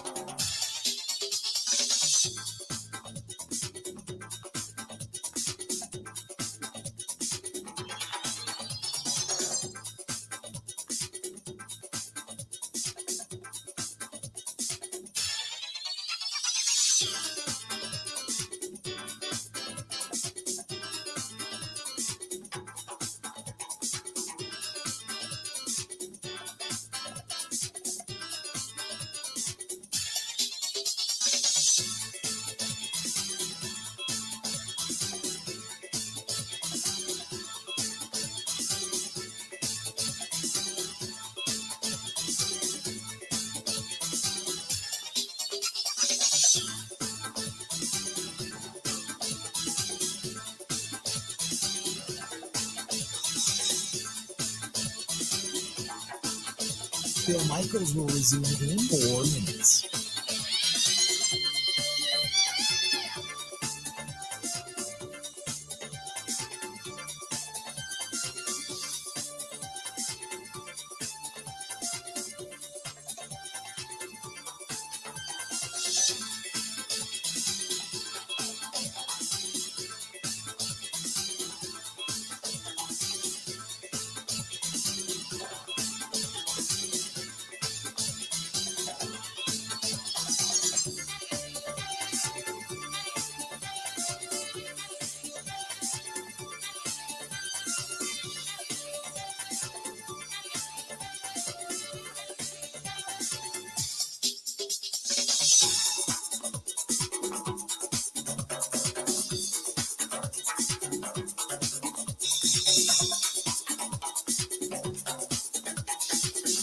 Bill Michaels will resume in 3 minutes.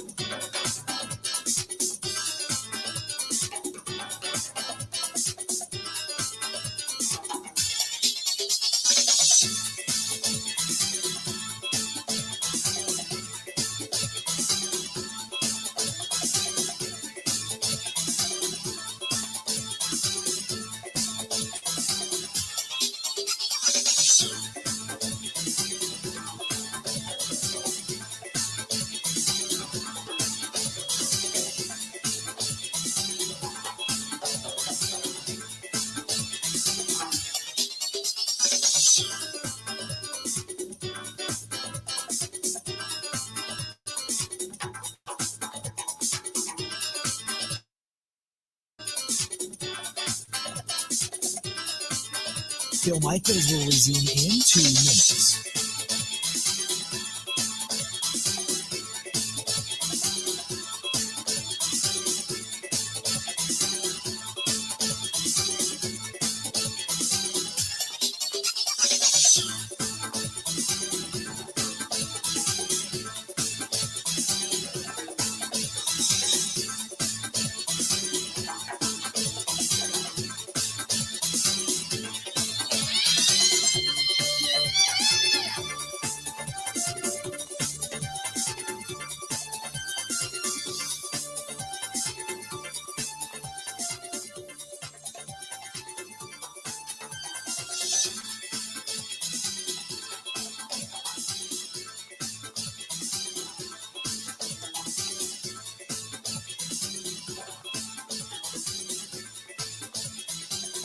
Bill Michaels will resume in 1 minute.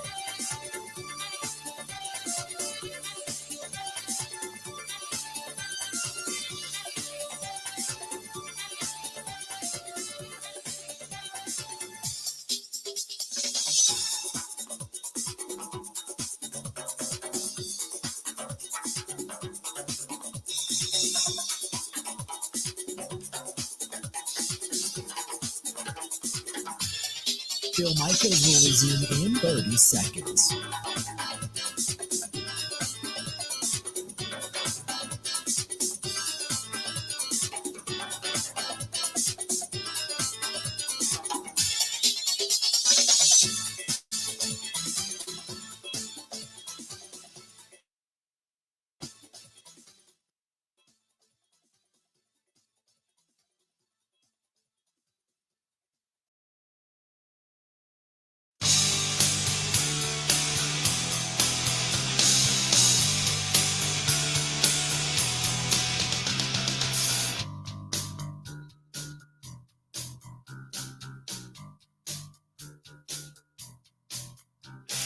Welcome back to the program.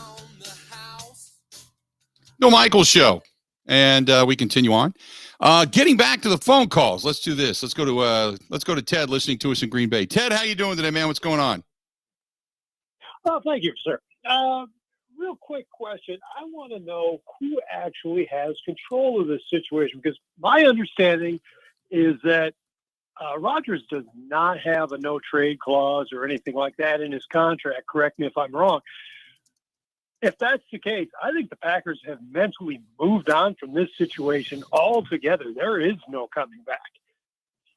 And that's the right thing for the organization, because it's, the old saying, you trade a guy, it's better to trade a guy a year too soon than a year too late. Mm-hmm. No, they both kind of have an equal hand in this. Yeah, technically the Packers can do whatever they want, but if Rodgers retires, then they're kind of left holding the bag. If he doesn't retire, they can trade him away, and at least for the money they're still paying, they can get something in return. Otherwise, you're just paying that money against your cap, and then you're not really getting anything for it. You know what I mean? So you're trying to make the best of what is otherwise what could be a bad situation. Okay, one quick question then. If he were to retire, just flat out retire, what would the Packers be on the hook for? $40 million. $40 million. Okay. Yep. Well, $40 million against the cap. If he retires today, then they're on the hook for $40 million. If he retires after June 1st, then at least they can spread that out over a couple of years, and it doesn't hurt him as bad. But if say he wants to keep playing, you'd rather have a first or second round draft choice or additional pieces, something coming in for the money that you're spending, rather than just having him walk away and you're just paying dead money. You know what I mean? And as far as I'm concerned, this is well, I mean, it's a little bit different, but this is the situation we were in 2008. So you got to cut ties and move on. Yeah, it's kind of like if you don't want him back and he's not fully committed, so you don't want him back, then yeah, I would agree with you. It's time to move on. Well, back go. All right, buddy. Talk to you later. He gets out of here. He gets out of here. You jump on board, 877-867-1670. Let's go to Richard. Richard in Rhinelander. Richard, how you doing today, man? What's going on? Oh, pretty good. We're getting ready for the next snowfall. Yep. Everywhere we are.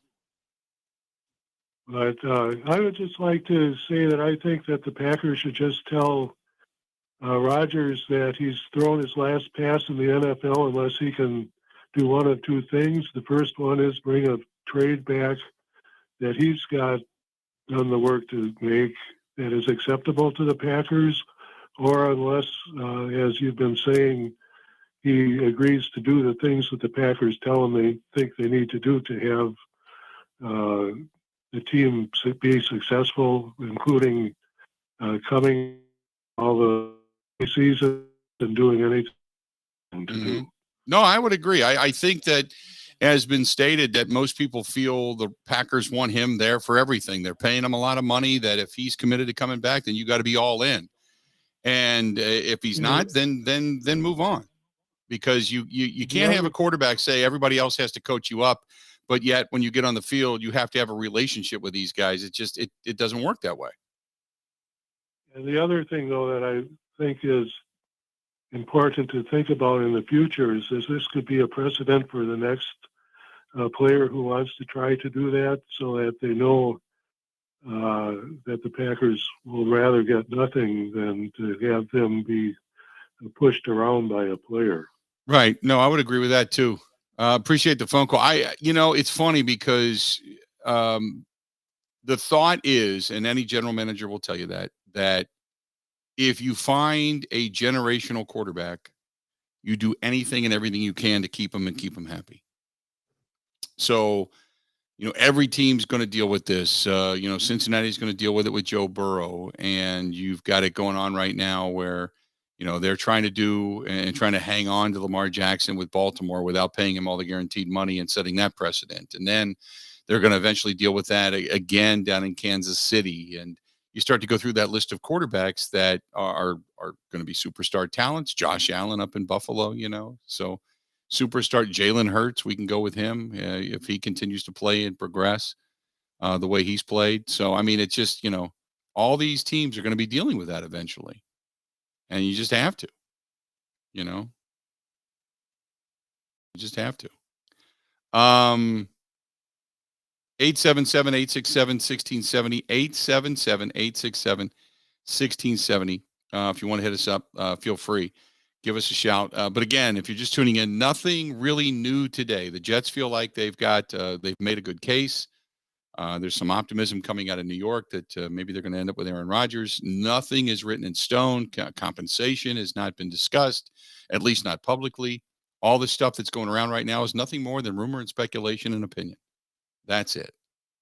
But I will say this, and I know it's fatiguing. I get it. But it is 100% of the questions that I get asked. Except for last night, sitting at the bar, we were watching the Badgers go down to Ohio State with a bunch of Badger fans, and Badger fans were saying, "Wow, is Greg Gard going to get fired?" No, I don't think he's going to get fired. I don't think so. I would be surprised if they fired Greg Gard. Other than that, the number one question asked is, "What's going on with Farr?" So there you go. 877-867-1670, 877-867-1670. Back at it. Let's go to Dwayne listening to us in Oshkosh. Dwayne, how you doing today, man? What's up? Hey, buddy. Well, I'll tell you. waiting for the smoke clouds. The nation's waiting for the smoke clouds. I wanted to give you something on the Marquette, Wisconsin thing because I grew up with Marquette.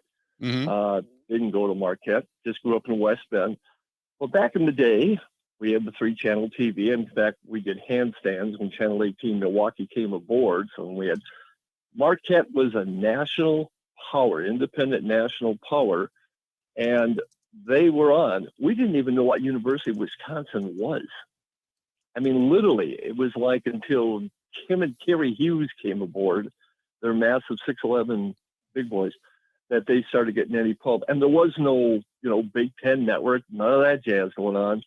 And the other weird thing, Bill, was Marquette was on with, I want to say it was Enberg and Billy Packer, if I remember right. Yes. Way back when.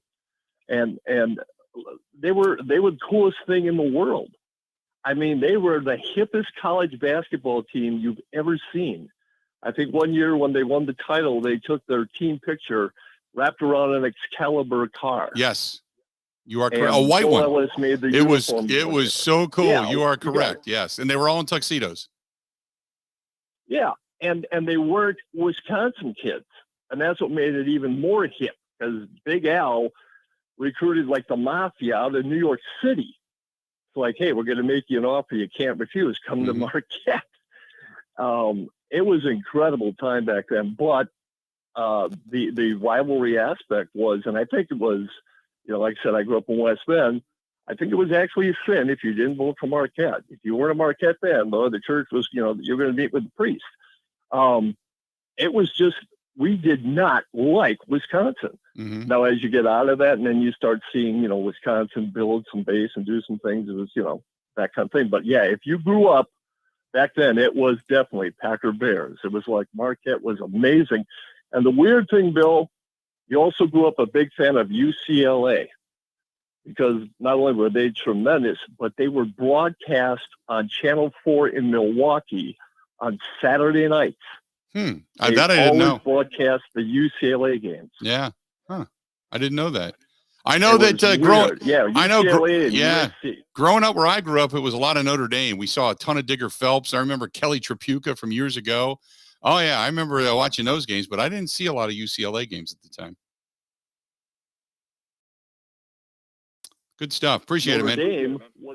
Yeah, let's do this. We're going to go ahead. I'm up against it anyway. We got to take a quick break. I appreciate it, though. Good stuff. That's always fun to go back into the Wayback Machine.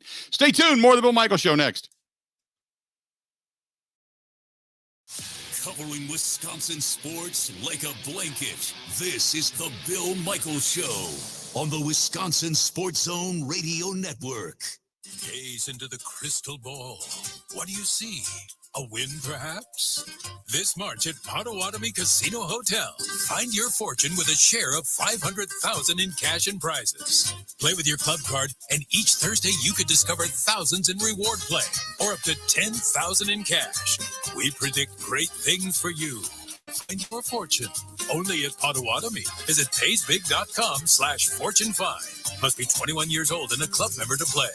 I'm Gina Della from Pella. Unparalleled service from beginning to end. That's the Pella promise. And it all starts with a free consultation right in the comfort of your own home. Don't imagine. See for yourself how Pella can help change the beauty and curb appeal of your home. Or visit one of our 3 showrooms where you can experience the latest in technology and design innovations, like the new hidden screen, exclusively at Pella. Don't wait. Visit PellaWI.com today.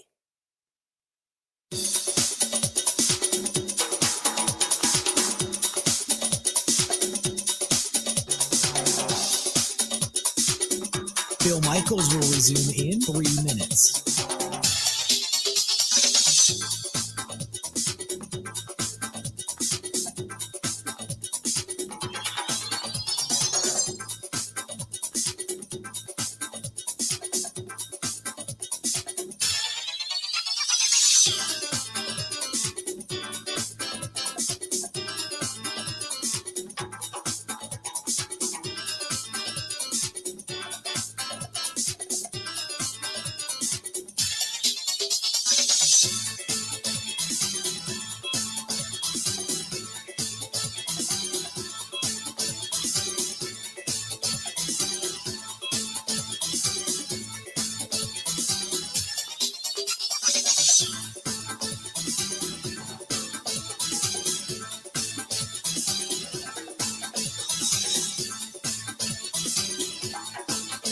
Bill Michaels will resume in 2 minutes.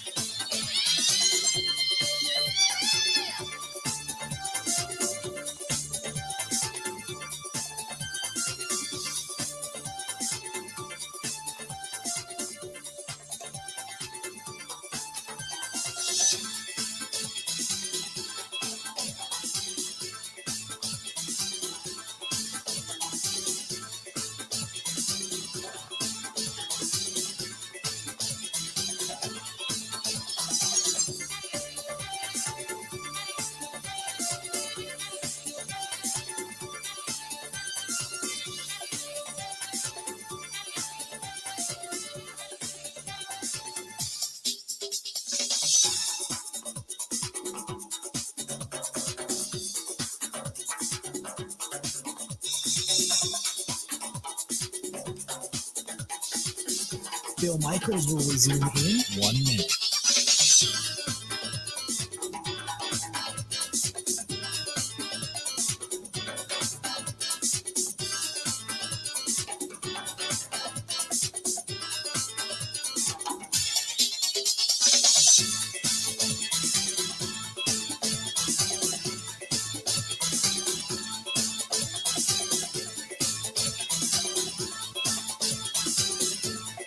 Bill Michaels will resume in 30 seconds.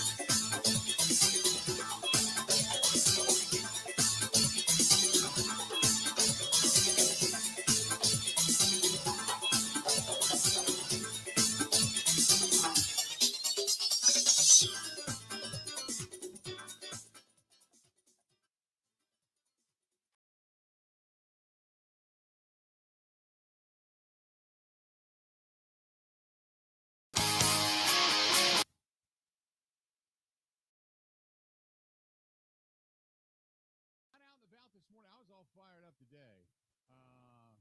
Had an adventure this morning. I'll tell you about that in a minute. But one of the things that I did was stop over at Quick Trip because I needed the low-fat chocolate milk, and I picked some of that stuff up. Ran in there, grabbed a couple of things, some eggs, and the low-fat chocolate milk, and then got home and I realized I had got my whatever the visit is. You get your number of visits on your card, and I think it's 100.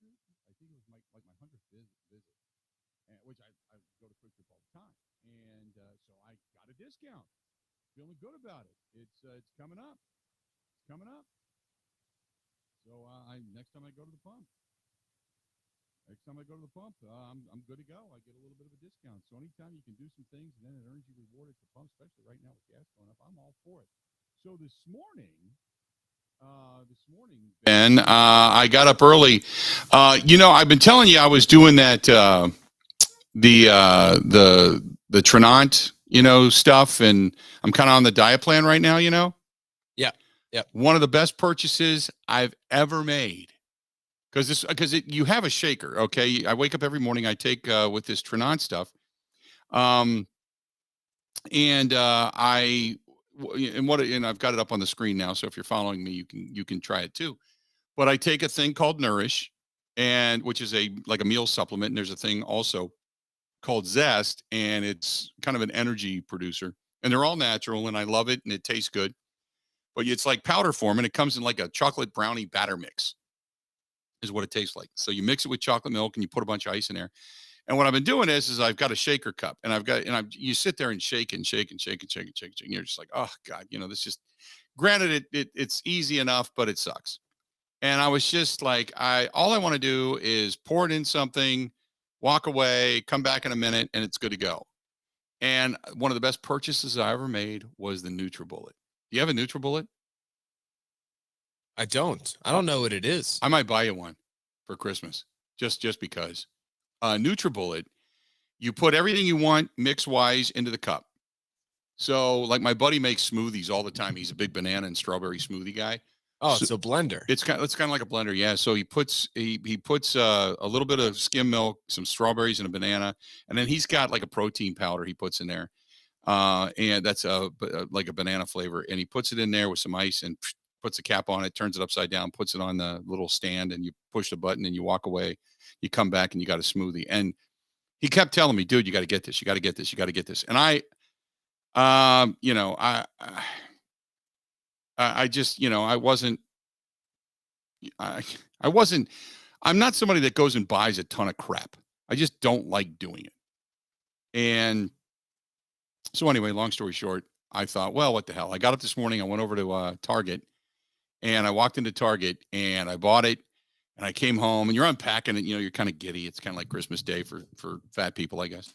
And so I can't wait. I'm going to try my NutriBullet. And I put all the powders in, and I hit the button. Now, on the button, it says smoothie. So you lock it in, you turn it on, you hit as soon as it starts blinking, you hit smoothie, and then it starts counting down. The time starts to come on. And you're like, okay. So I had time. I ran downstairs. I changed loads of laundry and came back up, and it was done. Oh, my God. I love that thing.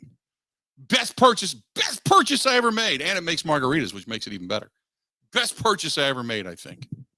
NutriBullet. So I took my chocolate milk, a little bit of the powder, some ice. Oh, it was just so good.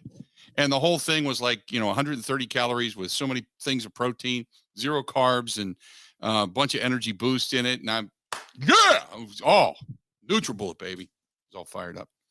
By the way, if you want to do what I do, between the New Mel stuff, but also the company called Tranont, Tranont, the bundle that I have is the Look Good, Feel Good bundle. And I do the is for skin and interior stuff and lubrication for your joints and everything. And then there's some enzymes and everything. I take all that stuff. Haven't had to take a Prilosec, maybe one in the last month and a half. And I used to take them like Pez every day. And it's been amazing. So go to Tranont, Tranont, Tranont.com/Bill Michaels. And you can go to the beauty section. I know nobody wants to go to beauty, but you go to the beauty section, buy in the bundles, and the bundles are right there. And then you can get the Nourish and all that stuff. So it's good stuff. Good stuff. But man, NutriBullet, that's the way to go. I can see many individual margaritas being made on the patio this summer. Just so you know, it could be a really bad summer for me. As far as me at the end of the summer standing up somewhere going, my name is Bill. I have a problem. Just so you know. I don't mean to make fun. I shouldn't. 877-867-1670, 877-867-1670. You want to hit us up, feel free to go ahead and do so again, 877-867-1670. Mike Renner, Pro Football Focus, going to join us coming up after the top of the hour. We got time for a call here real quick.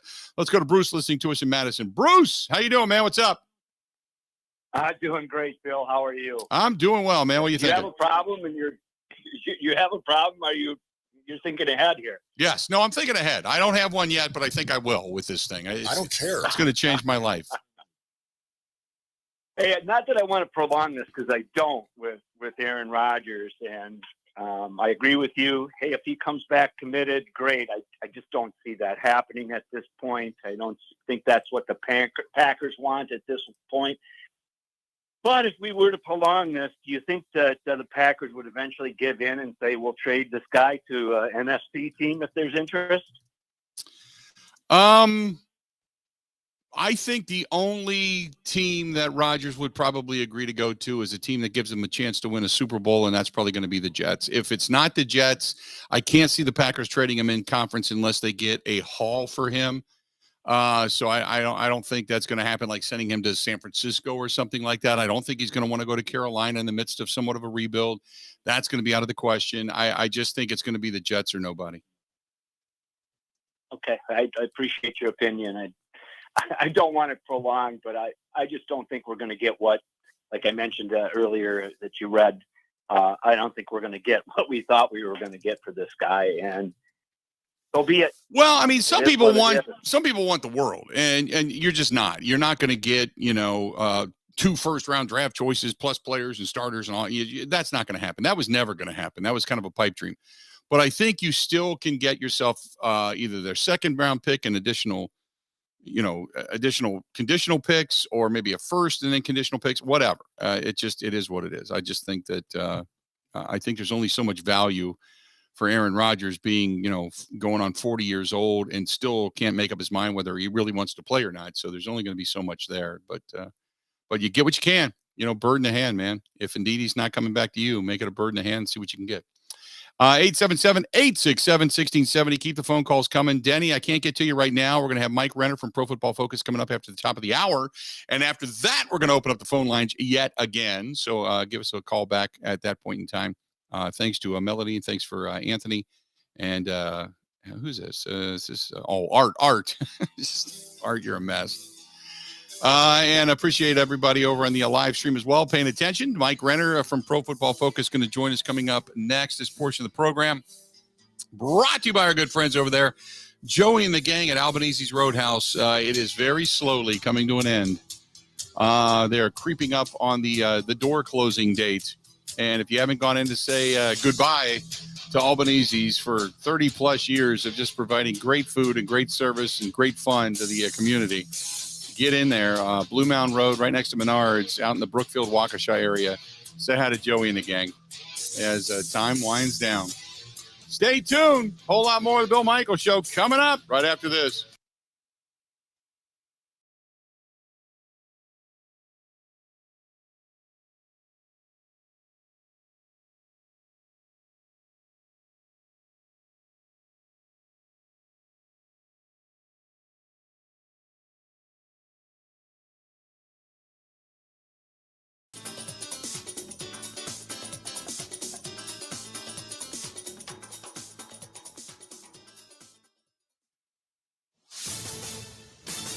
This is a Wisconsin Sports Zone update. Well, Wisconsin's NCAA tournament hopes are almost surely done. That's after they fell 65-57 to Ohio State in the first round of the Big Ten tournament last night. Buckeyes blitzed the Badgers for the first 25 minutes, building a 27-point lead. Wisconsin answered, got to within 4 in the final minute, but could get no closer. It was a brutal last impression. Senior Tyler Wall knows it. I mean, it hurts. It hurts because we knew what we were getting ourselves into. We knew the position we put ourselves into, and we had to come out here and win a game. And we definitely did not start with the urgency that we needed to. I do like the way that we fought back, but at the end of the day, we just got to be better. Wisconsin now 17-14 on the year, just 6-12 over the last 2+ months. They're not going to wait to see if they will have a postseason, whether that's a surprise NCAA bid or an invite to the NIT. Turning to the Bucks, they're back home tonight to face the Nets at Fiserv Forum. The latest injury report lists Giannis Antetokounmpo and Drew Holiday as probable after they missed the game in Orlando on Tuesday. Milwaukee's lead for the top seed in the East stands at 2 games on Boston. Tip tonight is at 7. For nearly 40 years, ABC of Wisconsin has been helping men and women transform themselves into well-paid, productive members of their construction teams. Today, we have 2,000 active apprentices in 10 different skilled trade programs, and we educate individuals in more trades than anyone else. To get your career started, go to buildyourcareerwi.org or just search online for ABC of Wisconsin. Well, the ball is in Aaron Rodgers' court. That's a report from ESPN when it comes to whether he'll be traded to the Jets. The team met with the Packers quarterback earlier this week, and he must now decide his future plans. If he gives the green light, Packers and Jets still going to need to have some further talks on compensation, including what to do with his contract. With this Wisconsin Sports Zone Network update, I'm Zach Heil.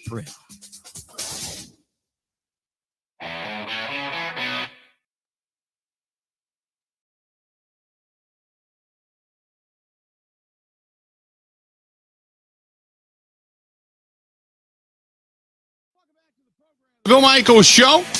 We continue on, moving into hour number 3. Glad to have you on board today. Talk a little NFL, a little bit of draft. Bring in our guy, Mike Renner, Pro Football Focus. PFF_Mike. You can see his stuff there. Now joining us on the hotline. Mike, how you doing? I'm doing great. Thanks for having me back on. You have, would you call the Combine 4 days of darkness? If you've come out of the Combine with more enlightenment or something like that? I don't think it's quite as enlightening as what Aaron went through, but, it's in the same vein. So let's start with the Rodgers stuff. You hear many different things when it comes to what the value is. You tell me, what is the value for Aaron Rodgers if indeed he goes to New York? I think they're going to get a first rounder. Now, I do see New York's point where it's like they're not really bidding against too many other teams right now. But from the Packers' perspective, it's cheaper for them this upcoming season to keep Aaron Rodgers. They're going to eat a ton of cap to deal him. And, they're still a team that was on the precipice of the playoffs last year. So if they bring Aaron Rodgers back and improve this roster a little bit, like they could win the North, easily be, a contender in a weak NFC. So they're not beholden to, Aaron Rodgers' wishes to be, elsewhere if they don't want to be.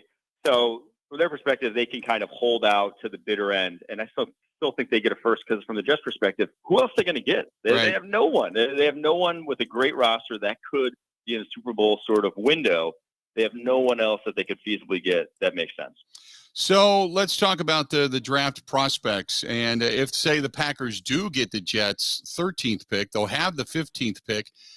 Give me what you think the Packers should do with it. I think they're in a great spot to go anywhere they want. You know, they have a lot of, I guess, holes at premium-ish positions. They could go defensive line. They can go wide receiver. They can go offensive line. In this class, the way it's kind of shaking out, I think they're going to have their choice of possibly, you know, if they do get that pick 13, they could have their choice of the top receiver on the board this year. I'm not sure there's anyone really before them drafting that has a desperate wide receiver need, and we'll see. You know, anytime you're not in the quarterback market, it's always good to be in a good quarterback class. So I think 4 quarterbacks would be off the board, meaning with that pick 15, you'll get a top 10 or so position player in the draft. So I think my ideal would be someone like a Jackson Smith-Njigba or Quentin Johnston, the wide receivers from Ohio State and TCU respectively, just another playmaker for Jordan Love to basically give him no excuse, because you have to find out what you have in Jordan Love pretty much immediately if you do trade away Aaron Rodgers. So to me, they've got needs. They need depth on the offensive line. They've got a need on the defensive front. Obviously, another wide receiver, tight end, safety, if indeed Adrian Amos, which we assume is gone, is gone. So what is the priority in your eyes? I think wide receiver 1 and then defensive line 2. And I say defensive line just because the talent along the defensive line is where you find it in the first round. The impact players, the Rashawn Garys. You know, it's difficult to get high-end talent just because, you know, it's such a traits-based position that it's easy to see, hey, here are the guys who are 6'5" with 34-inch arms and can run 4.5. You know, those guys are the ones that make an impact at the next level. So that's where I'd be looking if I was the Packers, and especially in this class where there's a number of, like, traitsy dudes like Lucas Van Ness from Iowa, like Miles Murphy from Clemson, that really fit their mold. I know some have talked about the offensive line position. So the kid out of Northwestern that a lot of people, Skoronski, that people are talking about, give me your thoughts. He's my favorite tackle in this draft, his favorite overall offensive lineman. He very much reminds me of, say, a Zach Martin coming out. And I'm not going to say he's going to be an elite guard or whatever, Hall of Famer, but that's just, you're getting a darn good player. Now, short arms for a tackle, but it didn't really matter on his Northwestern tape when he saw it. And there are tackles around the NFL with his exact arm length playing at a high level. Braden Smith in Indy is the one that comes to mind, who has the same arm length and is, one of the highest paid right tackles in the NFL. So you can succeed with that. And to me, Skoronski had much better tape than Braden Smith ever did coming out. So I think he's the safest player along the offensive line. And that's kind of, how the Packers trend when they do draft offensive linemen. It's not the big, burly people movers. It's the guys who are light in their feet. And to me, that's Peter Skoronski. We're talking with Mike Renner, Pro Football Focus, at PFF_Mike. You can find him there. The big story was Jalen Carter and what happened to him. And we don't know what all is going to transpire and what is and isn't going on behind closed doors. Certainly teams are going to do their due diligence. But give me your thoughts on Jalen Carter. Would you take a chance on him if, say, some of this, if not all of it, is I don't want to say cleared up because that's demeaning to what's actually happened, but would you take a chance on him, or is there just a lot of baggage there that is just too uncertain? Yeah, I mean, the charges levied against him, though, at the moment are not of a variety that he's, going to have to worry about him being, in jail or, behind bars, or that coming up again and being like actually missing time. So obviously we have a month and a half for this to play out, but it would not surprise me if he doesn't really fall, because talent still talks in the NFL. Like if we saw it literally last offseason with Deshaun Watson, that people are willing to ignore a lot if you are a heck of a football player. And Jalen Carter is a heck of a football player. I mean, he is, for my money, he's the best, non-quarterback in this draft. I think he's better than Will Anderson. His tape at Georgia was just unblockable. And it's just like physically ticks every box you could want. So and everyone's looking for that interior pressure. So it would surprise me, even if all this comes to fruition, it's all true. He gets charged, gets his, slap on the wrist by our judicial system. It wouldn't surprise me if someone's still like in the top 5, like, I'm going to draft him because I want to win football games. What about Michael Mayer coming out of Notre Dame, the tight end? I know there's some people that are high on him. Some people aren't as high on him. Give me your thoughts there. With Mayer, it's just about expectations. He's never going to be Travis Kelce. He's just not in that mold. But he's a darn good tight end nonetheless. He's kind of how tight ends looked and produced like 15 years ago. He looks like Jason Witten out there. He's that body type. He's the inline blocker who can just demolish linebackers play after play as a route runner. Like, he's that guy who can find space, knows how to get open, then super reliable hands. So, if the Packers leave the first round and he's their first round pick, I'd be happy as heck as a Packers fan, because you got a couple guys in your 1-2 punch now that are question marks with their hands, and Christian Watson and Romeo Doubs. Like, they are not the reliable, they're for sure going to haul it in kind of guys. I think that's a safe thing to say. Whereas Michael Mayer on a third down, like, that's the guy you can go and look for, because he's not going to drop it if it's within his reach. There is not a consensus as to the best wide receiver in this draft, but Njigba certainly seems to be the guy that a lot are talking about. If he's not the top guy on your board, he's probably number 2. Give me your thoughts there. Yeah, Njigba's like here for the guy just described. You're going to have to admit that he's not going to be a big play threat, but in the Packers offense, like, he got those already. So I think he might be the perfect fit, or like if there was one guy I want the Packers to leave round 1 with, it's probably him. Because he's a great route runner. I mean, the guys at Ohio State last year, Chris Olave, Garrett Wilson, called him the best route runner on that team. And we saw, obviously, how they did as rookies. And just lack deep speed, which is fine. You can live with that.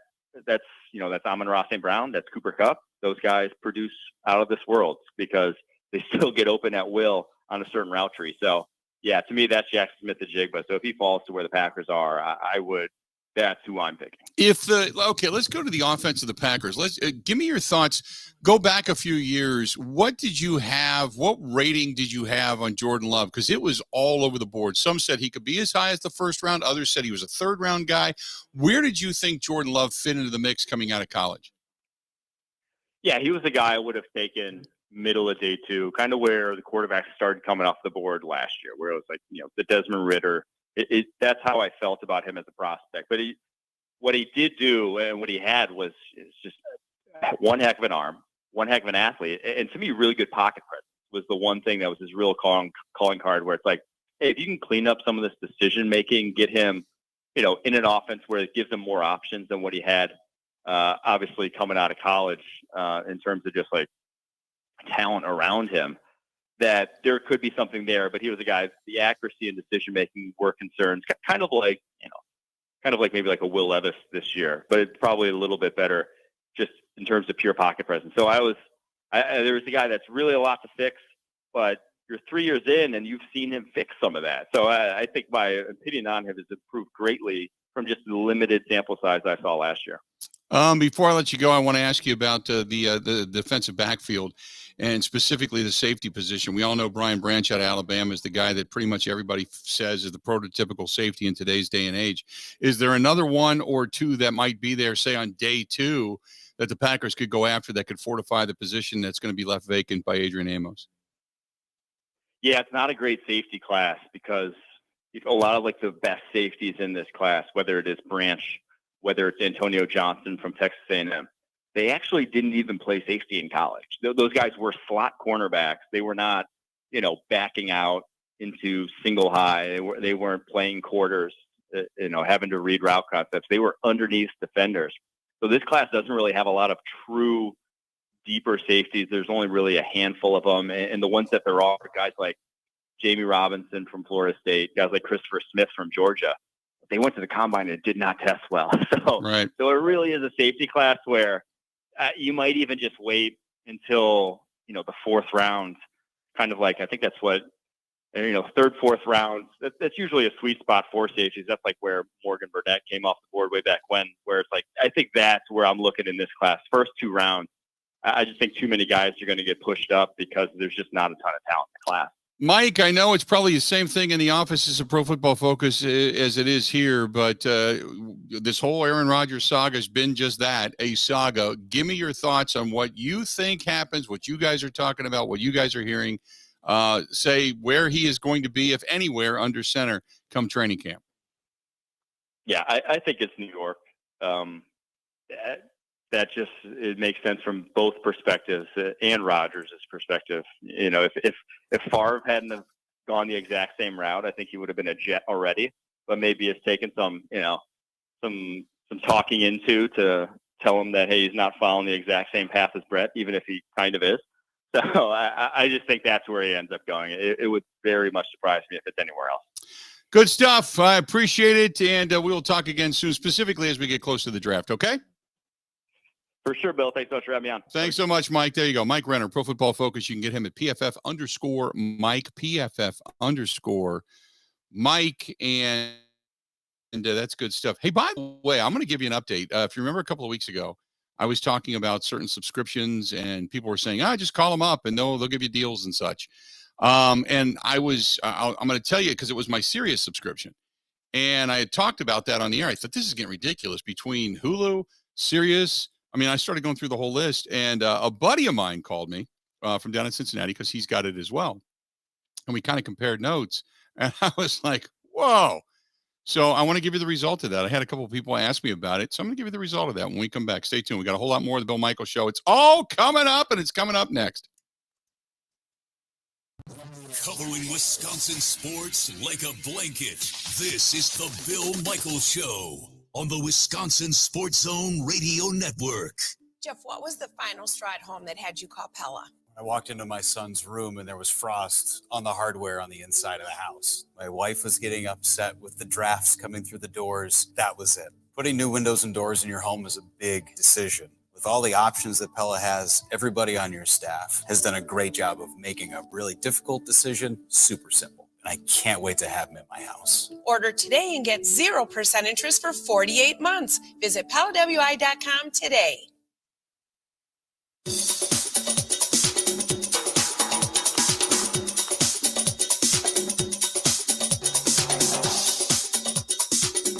Bill Michaels will resume in 3 minutes.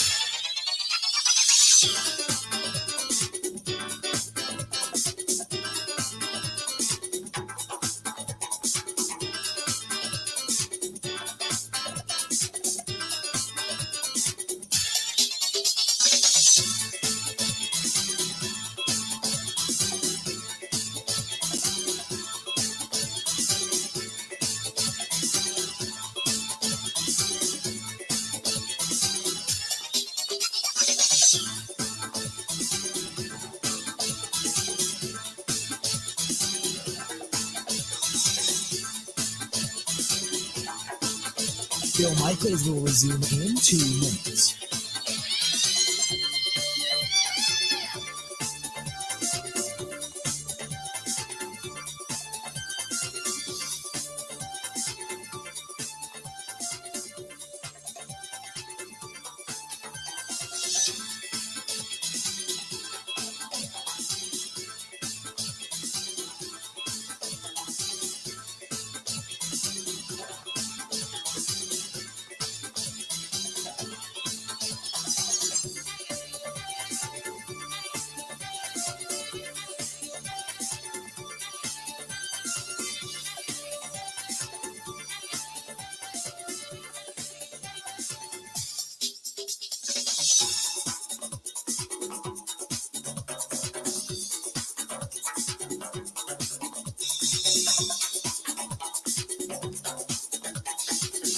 Bill Michaels will resume in 1 minute.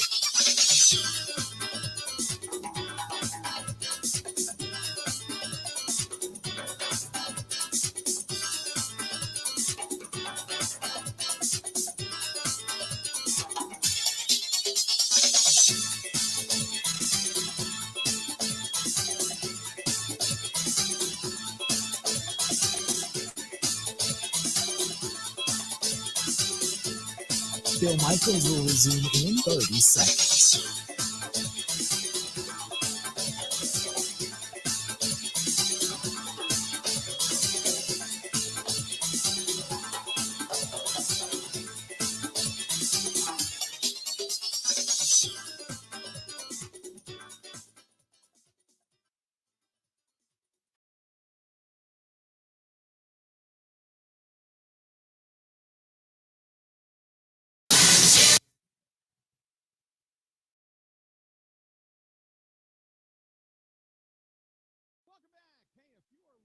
And I've been telling you for a while about this place. I love it. We went there last Friday night to the Irish Cultural Heritage Center, the ICHC, and had an absolute blast. Went and saw the band Cynthia, and you kind of I didn't know what to expect, but oh my God, it was fantastic.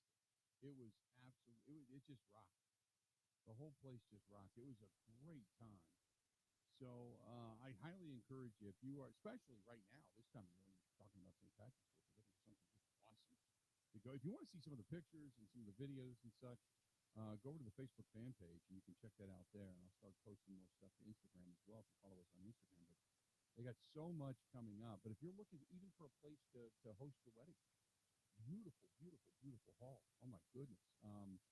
In any denomination, by the way. So all I got to do is check it out. Go to ICHC.net. That's ICHC.net, and you can check it out. But you can also get a hold of our buddy Corey, 414-345-8800, 414-345-8800. Again, 414-345-8800. Or just see for yourself. Go to ICHC.net. That's ICHC.net. Let's go back to the phone calls. Talk to Denny listening to us in Holman. Denny, how you doing today, man? What's going on? Great. Thanks for taking my call, Bill. I appreciate it. You bet. I just wanted to touch base on, I'm really getting tired of all these Roger haters because, Rodgers had the team on his back for how many years when our offensive line was bad, our defense was bad. I mean, how many games did he will us to winning? Right. By being the Aaron Rodgers he was, and like I said, wasn't it last year, that Gutekunst didn't have his, he was not 100% sure that his Love could not be a starting quarterback for the Packers. Mm-hmm. So he's the one that threw the money at Rodgers and did all this stuff. And now all the people are like, they're hating Rodgers and they want Love so bad. And it's like, to me, Bill, I agree with you. He's not proven, Right. And it's hard for me to understand why this angst against Aaron when he did really nothing wrong. Like you said, he took the money, because they offered it to him, Yep. And now with Gutekunst, I mean, sure, it's like you said, it's going to be his legacy. If Love goes out there and just snowballs and is bad, it's going to be him and probably his job in Murphy's, Mm-hmm. Right. No, look, I agree. I think that Aaron Rodgers has done a lot for the organization. I think that there has been failures to put certain people around him, or at least take a chance on a couple of extra pieces to help them get past it. And sometimes when you get to the NFC Championship game, sometimes they didn't even belong there, but they got there because of the offense and because of the play. So I understand the record, Right. but I also think that there was times they shouldn't even have been there because their defense was just not that good. So I get it. But I think what people are, when they get to the upset word with Rodgers, I think it's just the drama. I think it's just the fatigue of you're either with us or you're not. And if you're not, then just move on. And Packers fans just want to hear that you're all in, you're ready to go, you're ready to win a championship. And that's all they want to hear. And I think that's the reason so many people are angry. And, like Minnesota and towards the 3/4 part of the season went and got Hawkinson for a 4th-round draft pick, Mm-hmm. It's like, well, I mean, he went to really lit the world on fire for Green Bay, but he sure would have helped, And I mean, Gutekunst didn't really do nothing except get Sammy, and then Walker. It's like, I just, it just so over boring because, like I said, it's everybody hates Aaron. Everybody, and I mean, you've been there, you've covered the Packers for all these years. You know what Aaron Rodgers means to the Packers, Right. And I look at it as the scenario, Bill, that, okay, say Rodgers does go to, because I read like you did too, they're like 2nd or 3rd round draft pick and then the cap money, and it's like, So what if he goes to the Jets and say, what if he goes there for a year and ends up with the Vikings, the same scenario, Brett had, and goes for a championship with them? I mean, you don't know. It could happen. Mm-hmm. Nope, I completely agree, man. Appreciate it. He drops off. You get on board. 877-867-1670. 877-867-1670. Adam Schefter saying today there's a possibility the Vikings and Adam Thielen will part ways in the coming days, allowing the two-time Pro Bowler to become a wide receiver free agent. The two sides are going to talk in the coming days, but his time in Minnesota could be coming to an end as well. That's an Adam Thielen story. So, Green Bay Packer wide receiver Adam Thielen? It would be different if the Packers picked up a Viking rather than all the Vikings, former Packers players becoming Vikings. It would be nice to get that kind of veteran there. He's not Justin Jefferson, let's be honest, but yeah, he's a decent receiver that you could put alongside the young guys that you have and anybody else new that you pick up. Yeah, absolutely. I'd do that. And if Lazard goes elsewhere, you kind of need a dude to take his role. Mm-hmm. Someone that can maybe catch it a little more consistently. Yep, I agree. Could happen. I'm here for it. I'm here for the content. I'd take that in a heartbeat. Because he was such a classic. He's such a classic Viking. Mm-hmm. As far as being good for a while and then not very good. Yeah. Or just like when you Vikings, I picture Adam Thielen. Right.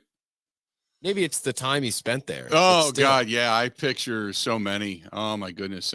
Chris Carter and Randy Moss and Dante Culpepper, Phil Lodeholt, who was a huge, monstrous offensive tackle. Kendricks, Anthony Barr driving Aaron Rodgers into the ground. You can think of so much angst towards so many Minnesota Vikings, no doubt. Some might wonder if Thielen's a dome player, though. Got to be careful getting those Vikings outdoors. Yep. I can see that. They're more of an indoor species. Mm-hmm. How cold did he look in Green Bay? That's the question. By the way, they have the video now, which has been posted on the New York Post, which came out. I don't know if it was early this morning or it's just now, but I just kind of grabbed it. And it's a video of the Jets owner, Woody Johnson, and Nathaniel Hackett and the, contingency coming out of the meeting with Aaron Rodgers, leaving the restaurant with Aaron Rodgers. And Woody Johnson saying, well, we'll find out. Sounding kind of optimistic, but, they all flew via private jet out to California to sit down, including Robert Saleh, General Manager Joe Douglas, Nathaniel Hackett, Woody Johnson, all flew out to sit down and talk with Aaron Rodgers. And he said, well, we'll see. We'll see. So there you go. Aaron Rodgers, by the way, coming out of this picture-wise, he looks like he just, grabbed a cup of coffee somewhere. And I guess he's got some kind of chocolate latte and wearing some kind of a black hat, a coconut thing on his head, some baseball cap, and some dark glasses. He's got the beard back, by the way, too. Yeah, maybe he's going to Miami. They have palm trees down there. Okay. Coconuts. Maybe that's what it is. Maybe that's what that description is. I don't know. It's some kind of hat with the word coconut. He's getting excited for the players this week. Maybe that's it. Who knows? I can't really tell. It doesn't show up right on the screen. But so anyway, no big deal. No big deal. Nothing to see here. It is what it is. 877-867-1670. 877-867-1670. If you want to find us, feel free. Go ahead and give us a shout. We'd love to hear from you. Let's go back to the phone calls. Talk to Steve listening to us in Eau Claire. Steve, how you doing today, man? What's going on? Hey, Bill. It's an honor to talk to you. I've listened to you for quite some time now and lost track of you when you went off the radio and started listening again when you came back on. So, I appreciate it. Thank you. I'm a diehard Packer fan. I have been my whole life. I'm 54 years old. I think it's kind of a shame to have two of the best quarterbacks to ever play the game and only have 2 Super Bowls. And I kind of put that blame on the organization itself. There were several free agents that Green Bay could have picked up to possibly give us another Super Bowl with Brett Favre. And there's been all kinds of them that they could have picked up to help Aaron Rodgers, especially after Devontae Adams left and Jordy retired. I just don't feel like that the team itself as an organization has given these two quarterbacks what they need. I just wanted to get your opinion on that. No, I'd agree with that. I've said for a while now that you can look at many different failures of the organization that at times tend to get heaped upon Aaron Rodgers for not taking them to a certain level. You can talk about coaching, but mainly you can talk about the player personnel. You know, when you're trying to squeeze Nick Perry, a first-round draft choice who was a defensive end, you're trying to make him into something. He's not very good. You're giving him a second contract. Jarrell Worthy, remember him? You know, I liked Mike Daniels, but he was kind of a one-trick pony. You know, there was times Dayton Jones they brought in. You know, there were certain guys that they wanted to be, certain types of players, and they just weren't. Josh Boyd was another one that they picked up, another defensive end that was supposed to be a guy that was going to get the work done. Kyrie Thornton, the defensive tackle, never really amounted to much. Bradford, the linebacker, never amounted to much. You start to go through those guys. It seemed like, the safety Demarius Randall was another one of those guys. Quentin Rollins was okay at best. You know, they wasted some really good draft choices, high draft choices. Derek Sherrod never really amounted after he broke the leg. Who else was Devon House was okay at best. You know, you start to go through that. Ricky Elmore was a defensive lineman they tried to grab. He didn't work out. Mike Neal was another one. Think of all that mediocre talent that went in the first and second round and never amounted to anything. All those stabs. And then you hang on to those guys. You're going to see those guys through the bitter end. Here they come, and you're giving them contract, and they never amounted to anything. That defense just never got dramatically better. They had to fortify it via free agency. And even then, you're hanging on to backups that really aren't that good. And for a long time, defensively speaking, this team just never materialized. Just never did. And so I agree with you 100%. 877-867-1670. Hang in there. We got a lot more of the Bill Michaels Show. It's all coming up next. This is the Bill Michaels Show on the Wisconsin Sports Zone Radio Network. They say love is a universal language. Well, that's definitely true if you're talking about bacon. I mean, who doesn't love bacon? Forget the chocolates. Give the gift of bacon. It's everyone's love language. And you're going to love it that our bacon's on sale right now. With quick hot savings, we're taking bacon down to $2.49 a 12-ounce pack. Limit 2. Savings on bacon? Whoa, that's 2 love languages at once. We're multilingual like that. Quick Trip. We're saving your bacon.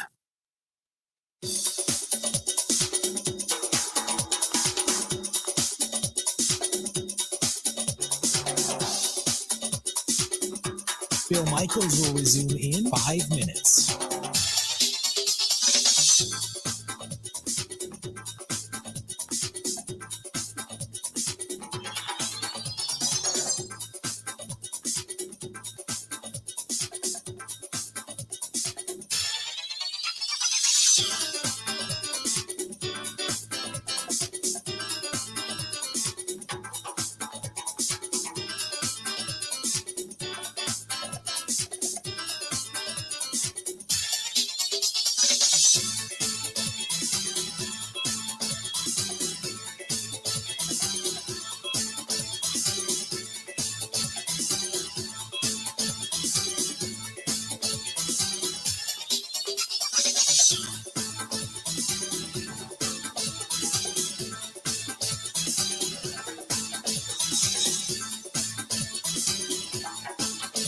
Bill Michaels will resume in 4 minutes.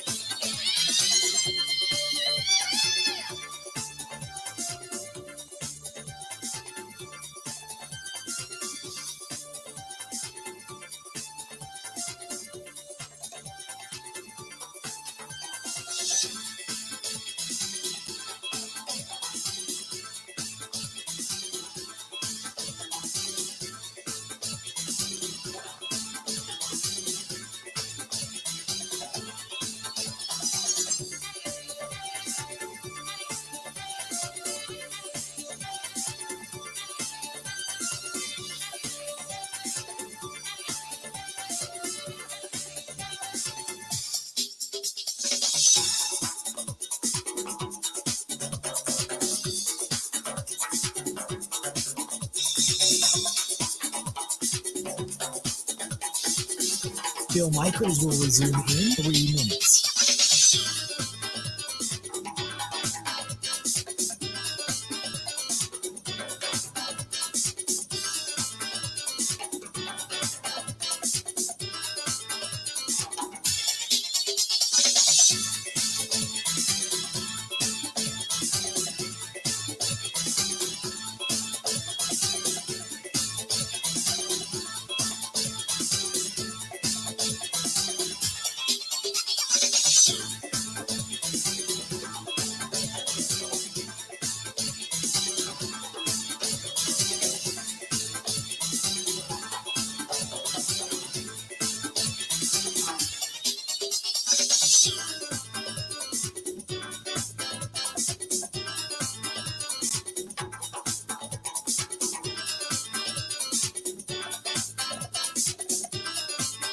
Bill Michaels will resume in 2 minutes.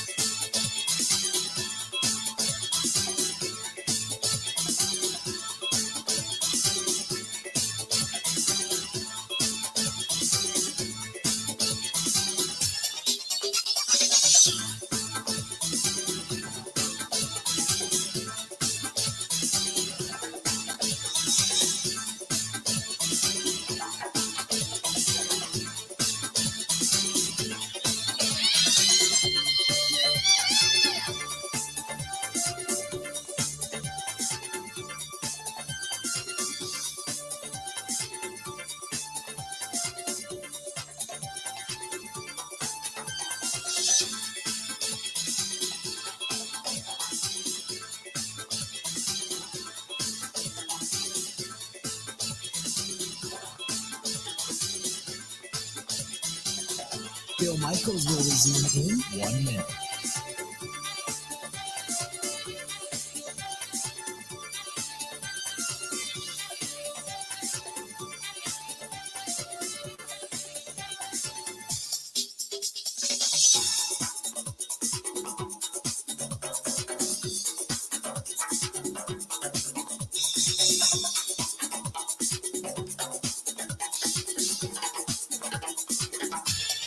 Bill Michaels will resume in 30 seconds.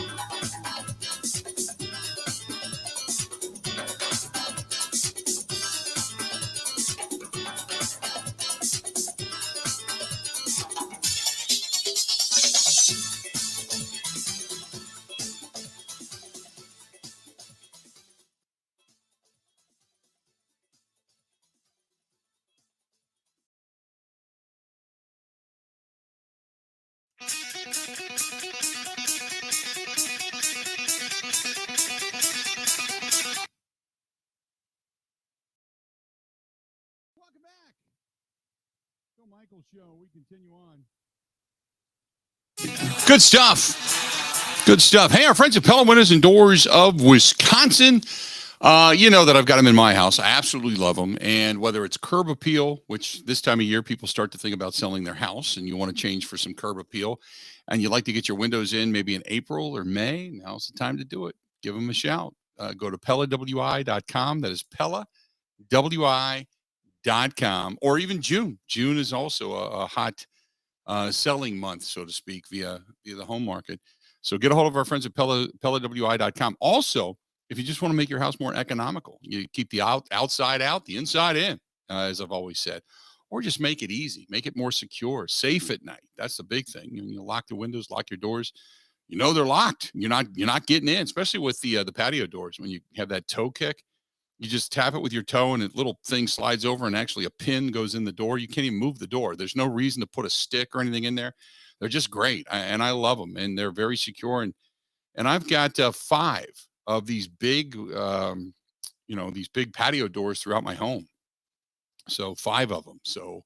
And I love every one of my Pella doors. And like I said, whether it's upstairs in the balcony portion of the roof, the back patio, the downstairs in the great room, either way, they're safe. And I just love them. Just love them to death. They also have tremendous innovations like the roll screen, the hide screen and shade in the window. You can have slider windows, crank windows, different hardware inside, outside. It's just no reason not to call Pella, which is Wisconsin's #1 window and door system That is our friends at Pella. Go to PellaWI.com or call them 855-PELLA-WI. That's 855-PELLA-WI. If you want to give us a shout, 877-867-1670. Hit us up. Again, 877-867-1670. Let's get back to the phone calls. Talk to Bob listening to us in Green Bay. Bob, how you doing today, man? What's going on? Hey, buddy. Thanks for the line. I appreciate it, Bill. You bet. Hey, I just wanted to talk with you and get some perspective on this. With regard to Jordan Love and the perception out there that, well, we don't know what we have. What we have seen is borderline bad. And, Bill, I don't hear a whole lot of people talking about the fact, we didn't see him. And I looked at Rodgers' stats because you're a stat guy, and you kind of got me driven on this. So I looked at, the first couple of years. This is what, 06, 05, 06, or 06, 07. He got into a couple of games, nothing there. And then, of course, the starter at 08, he's 6-10, and so on. And then the rest of it took off on him. I get it that Rodgers, for better use of a word, and it's a loose analogy, so I hope your audience doesn't freak out. But you look at Rodgers, he's the devil, this is what we got. Last year might have been an aberration, okay, a little bit of an anomaly, or it could be a Peyton Manning thing, when he jumped the face. So when I look at this, I'm kind of struck by the very distinctive lines between the fan base that looks at Jordan Love and says, Goody, you better be right about this or we're going to eviscerate you. On the other hand, we look at it and say, well, gosh, if we're wrong about Rodgers, then we got to put up with another year, or right about Rodgers, then we got to put up with another year of this nonsense. Your analysis is spot on about Rodgers. I think the fan base is just absolutely fatigued with it. I know I am. But I'm more of looking at it from a team perspective. Just get on with it already. We got work to do here. That's where I'm at. I just want to get your feedback on it. No, I would 100% agree. I think a lot of people are just kind of, like you said, fed up. And in terms of being fed up, it's you're tired of the drama. You want an answer from your guy, and he's not giving it. I think that the fact that other teams are, and other team is interested. I know people would rather see Rodgers end his career here, hoisting a trophy, riding off into the sunset. But right now, that isn't to be. It just, I still think that there's this possibility that he could come back. But I think the reason most people are willing to say bye-bye is because it's bye-bye to the drama. That even if you keep Rodgers around, and I appreciate the phone call, even if you keep Rodgers around, it's only for a year. Unless you trade Jordan Love away, then you're going to play out the remainder of this contract, But that's it. That. But the biggest, I guess, if you want to talk about a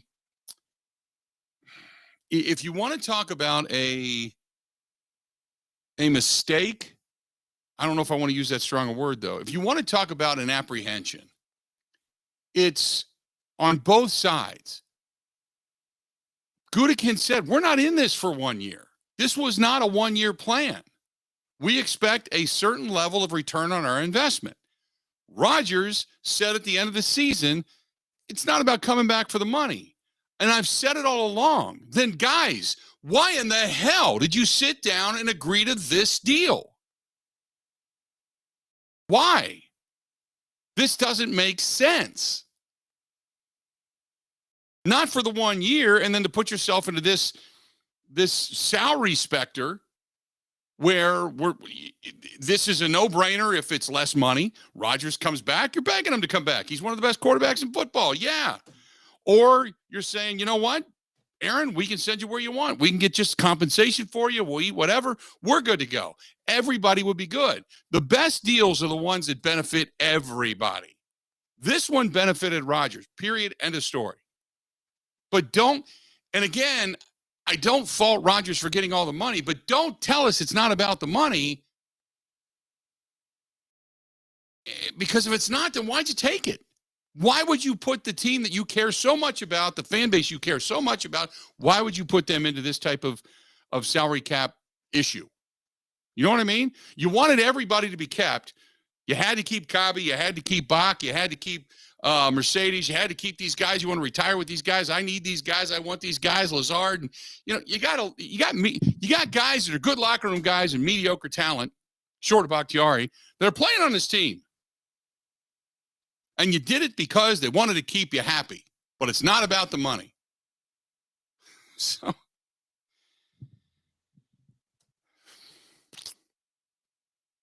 that's the biggest thing that I can say out of all of this. If there's a lesson to be learned, again, if you're dealing with a generational quarterback talent, you do make concessions. But this is one of the things that I've said all along that, I appreciated the fact that they kept him and they went all in. What they were doing is they're staring down a poker player on the other side of the table who wasn't all in. And he fooled them. And that's where we're at today. That's a good question, Bill. Thank you very much. Thank you very, very much. Let's go to Ryan, listening to us in Sun Prairie. Ryan, how you doing today, man? What's up? You just took the words out of my mouth. So are we looking for a player that wants to play only 1 year, 2 years? How long is he going to play for? Mm-hmm. Yep. How long is he going to play for? So he does, last year, this year, and then Jordan Love, yeah, okay. But I can bet you 99% they're going to draft a quarterback probably in some round this year. Who he may be, I don't know. But that's what's going to probably happen. That's all I can say. All right, bud. I don't know if they're going to draft a quarterback this year, but I can guarantee you that there is going to be one coming down the pipeline soon enough. Oh, if the Packers trade Rodgers, Bill, we need to do a who's going to be Love's backup extravaganza. Right. But we'll do it before the draft. So if you draft a quarterback, then that'll put it all aside. But I need real submissions. I want to hear Tebow, Carson Wentz, Jack Cohn, things of that nature. Oh, my God. Well, Benkert's better than Love, right? So bring him back. You would assume. You would assume. After one preseason throw. Right. I'd be fine with Tebow. You wouldn't mind bringing in Tim Tebow? I'd make him Taysom Hill. You're killing me. You realize that? Or they could just bring in Taysom Hill himself. Have him do everything. You're killing me. Well, you think I'm joking? No, I know you're not. I know you just be kind of, you just rolling with it at this point. No, I get it.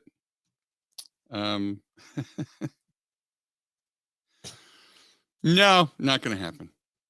I know you'd love to see Taysom Hill because you'd just love to see some kind of offshoot of the Wildcat, and it would be crazy, and you'd be giddy, and I get it, but no, not going to happen. He's a generational talent. Is Taysom Hill really a generational talent? Oh, special teams, tight end. He could run. He could throw. Remember when he was, did preseason with the Packers? Everyone wanted to keep him. Remember. He was the best thing ever. I agree with that. Still is. Still is. I can't believe you got rid of him. And you know what? He was used erroneously. Let's put it that way.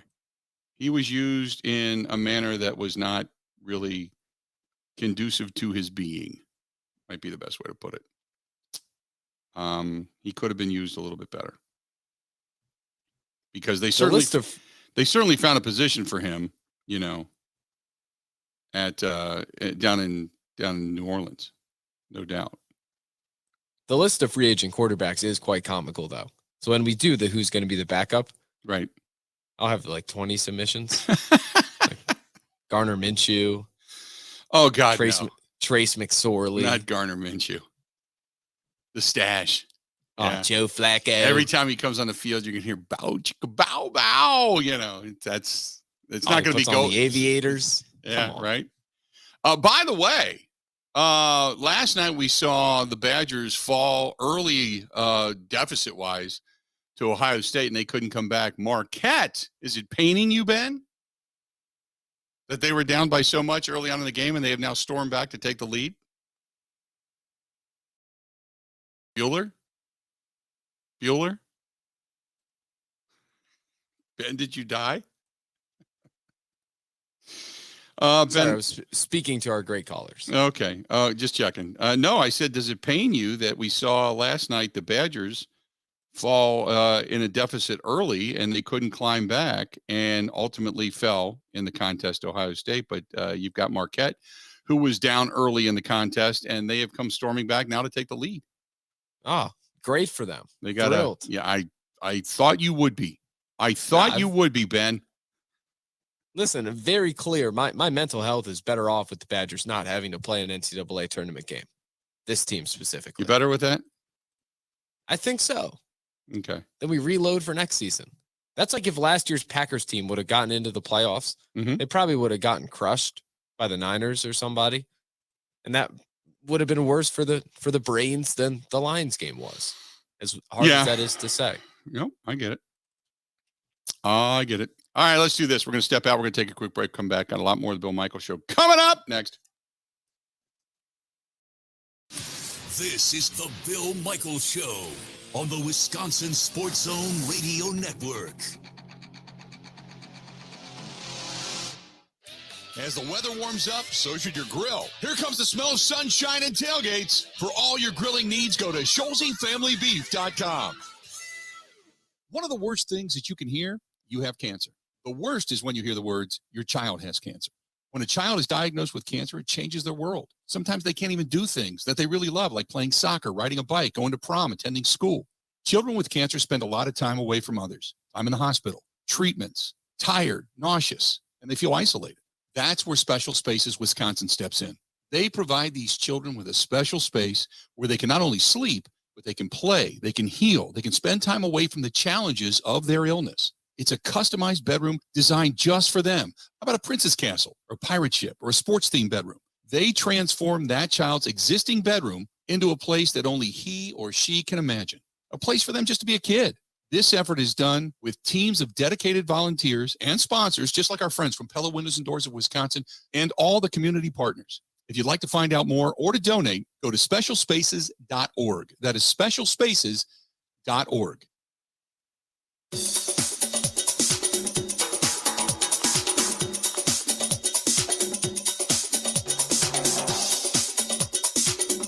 Bill Michaels will resume in 3 minutes.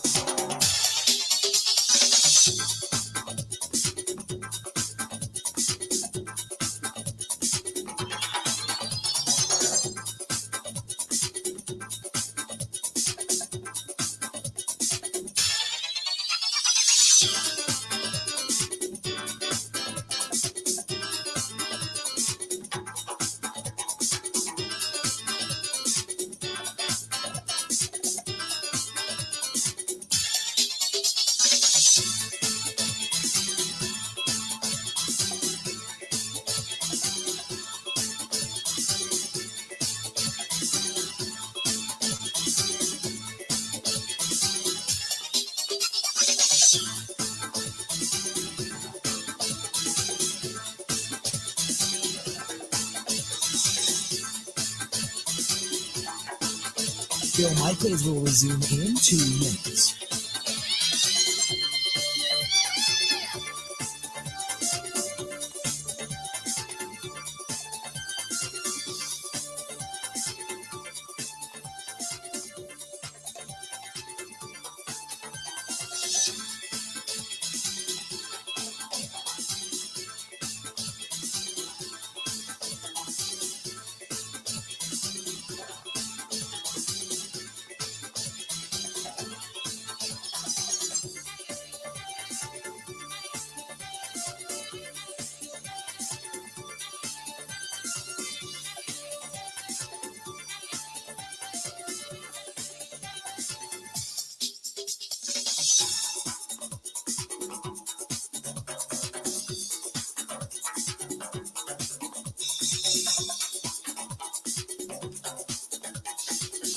Bill Michaels will resume in 1 minute.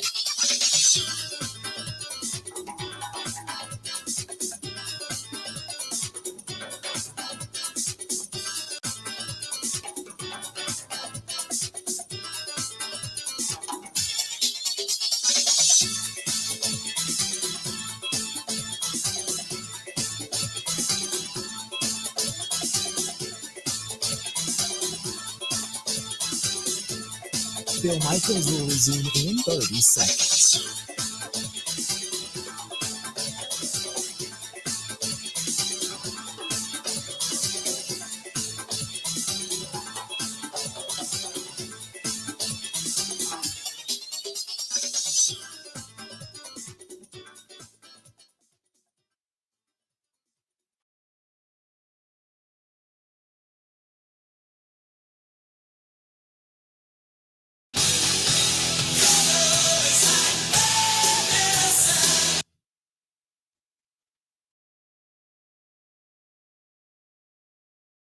If you're heading to the western portion of the state, I know when we go to Baroque, we're probably not going to make it up there, but I love going to lacrosse.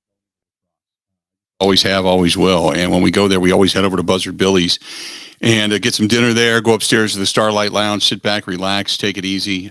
Just an awesome place. So if you are in that area and you're going to be doing some dinner and maybe doing a little Cajun, little fish fry that time of year, stop into Buzzard Billy's. They have some really good stuff, and then head upstairs and grab yourself a cocktail at the Starlight Lounge. I love that place. Speaking of stuff that I really like, and when we head over to Viroqua, Joey gets a hold of me. He says, "Hey, Bill, longtime listener out here in Viroqua. When you're up here for the golf outing, I stay at the hotel. We're in the process of finishing it up right now. My boss is the owner, also a member of the Packers as an undrafted quarterback years ago. I just thought I would put it out there, try to help them with some advertisement. I love the history of that building and what it was and what they're making it into. We've always loved the Vernon Inn, but the Hotel Fortney is beautiful. I certainly would get a hold of our buddy Ernie. Ernie is the guy, Ernie Betts in Viroqua. He's the guy that sets us up. But the Fortney and we'll certainly stop in the lounge. That's for damn sure. But a beautiful place. When I was there, the last time we were in Viroqua, they surprised me with the key to the city. And right there next to the building is right up the street is on Main Street. There's the Hotel Fortney. And so we were getting the history of it. And it was it's a beautiful, beautiful old building. And they were, redoing the lounge and everything. It was all under construction and they were finishing some stuff up at the time for the lounge. But I agree with you. Beautiful place. But the history of that building is very intriguing. Very neat. So, Bill, you said that guy was a quarterback for the Packers, undrafted? An undrafted quarterback, which it would be a good thing, Ben, if you stayed there, because maybe you could talk him into coming back and playing back. It's like the Taysom Hill of Viroqua. Yes. There you go. Bill, I will say there are bidding wars going on for my services in this golf outing. Are there really? And I would like to publicly open up the bidding for other competitors to drive up the price. Okay. I've already been offered a 6-pack of Busch Light and a driving range token. Busch Latte. I like it. So we'll see how high we can get this price. I'm somewhat of a sellsword. Okay. If you will. Yeah. There's nothing wrong with that. Hey, you're a free agent. You can go to the highest bidder. Tell them, though, that before you make a decision, you're going to go into the darkness for about an hour and a half and turn out all the lights and maybe take a nap and come out wearing nothing but Crocs and an answer. And there you go. It's a shame. Seriously, speaking seriously for a second, it's a shame that Crocs get a bad rep in this state because of Brett Favre. No, it's not because of Favre. It's because they're ugly as sin. I know nurses wear them and stuff. But they're ugly as sin. I will never put them on. Wildly comfortable. No. It's not a question of First of all, they're bad for your feet. That I know from a guy that's a podiatrist. But that alone, it's just they're horribly looking. It's like women, it's like the uniform in the winter for any woman who has any kind of a decent figure at all is Uggs, the black Lululemon spandex pants, a kind of half jacket or the long jacket of some type with a sweatshirt to about her waist. That's the uniform. You got any hot mom out there or that's what it is. I'm telling you, man, all you got to do is what does that have to do with Crocs though? In the summertime, it's Crocs. And I disagree. And between Crocs and Uggs, they're the ugliest thing. They don't do They may fit, they may feel good, they may be warm, but they have absolutely zero to do with fashion. I mean, Bill, I don't wear them to a date. I wear them when I take my golf shoes off and I want my feet to breathe. But at any point in time, a girl There's could drive by and ventilation. go, hey, look, this kind of cute Ben. Oh, no, forget that. Forget that. No, we're done. We're done. Well, they also are covered in duct tape from previous repairs I had to do. All right. Great shoe. You take out the trash, you put Crocs on. There you go. Somebody says, who cares? You're in your 50s. Hey, I'm fashionable in my 50s. I'll tell you that. I know more about fashion and different brands and such than anybody. Than any male right now, I'll tell you this. The legend, Bill Michael. Thank you very much. We got more of the Bill Michael Show coming up next. Don't knock my fashion sense, pal.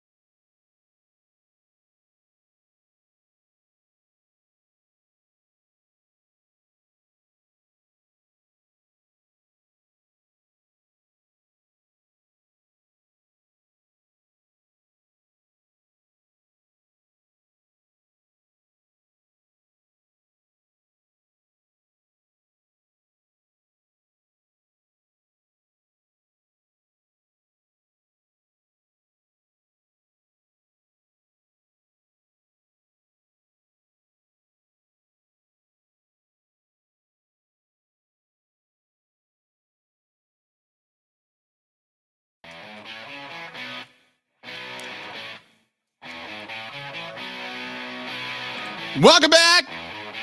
Good to have you. We are getting a plethora of fashion statements.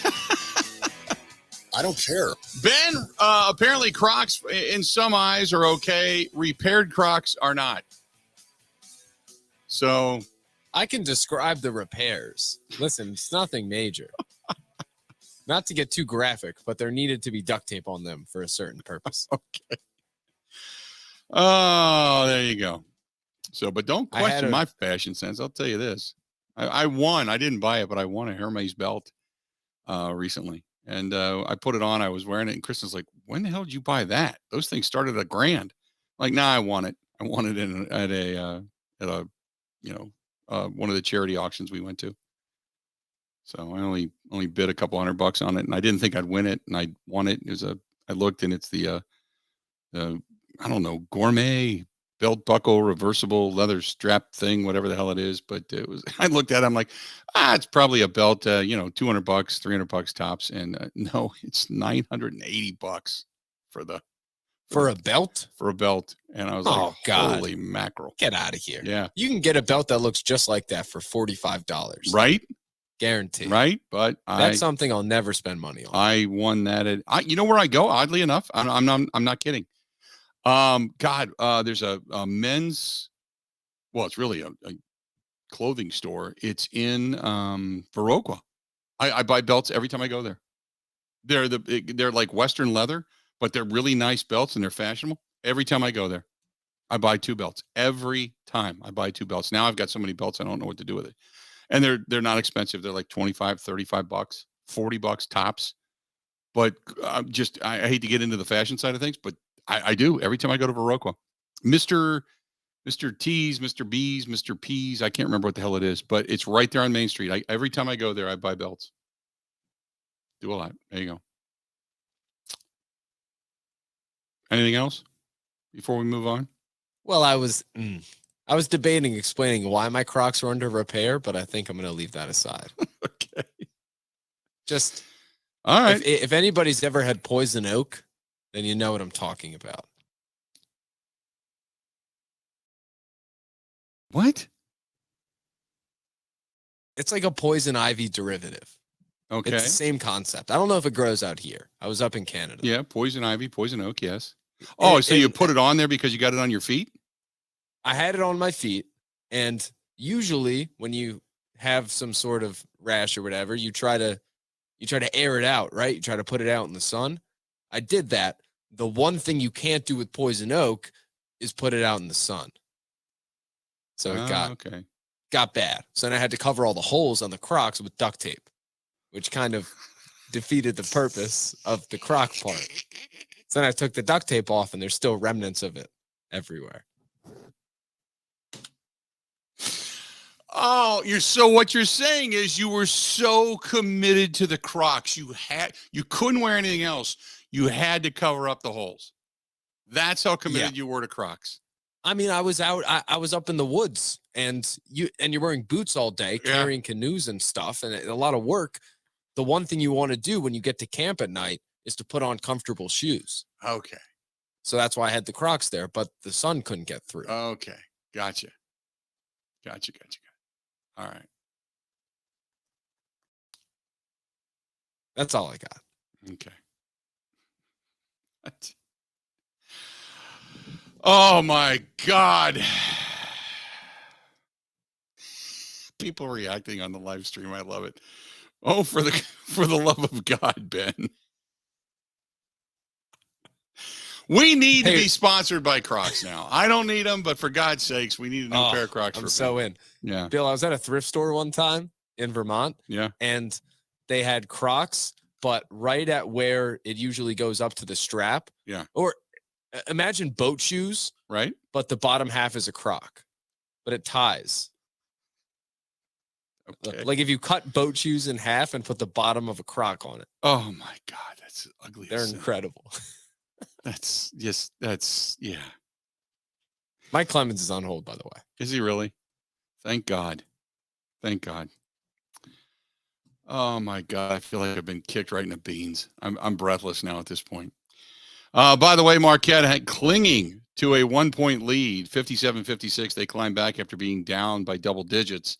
And with just over a minute to go in the contest over St. John's, they have now it's 52.2 seconds remaining, 57-56 at Madison Square Garden. Let's bring in Mike Clemens to get sense and sensibility to the damn program and kind of go from there. Michael, how you doing? Okay. I'm listening to the listeners and their frustrations that, in the last 3 or 4 years, how come Brian Gutekunst couldn't put together a roster that ensured the Aaron Rodgers era could get back to a Super Bowl. Aaron Rodgers and the way he carries himself and people line calling him a diva and that kind of thing.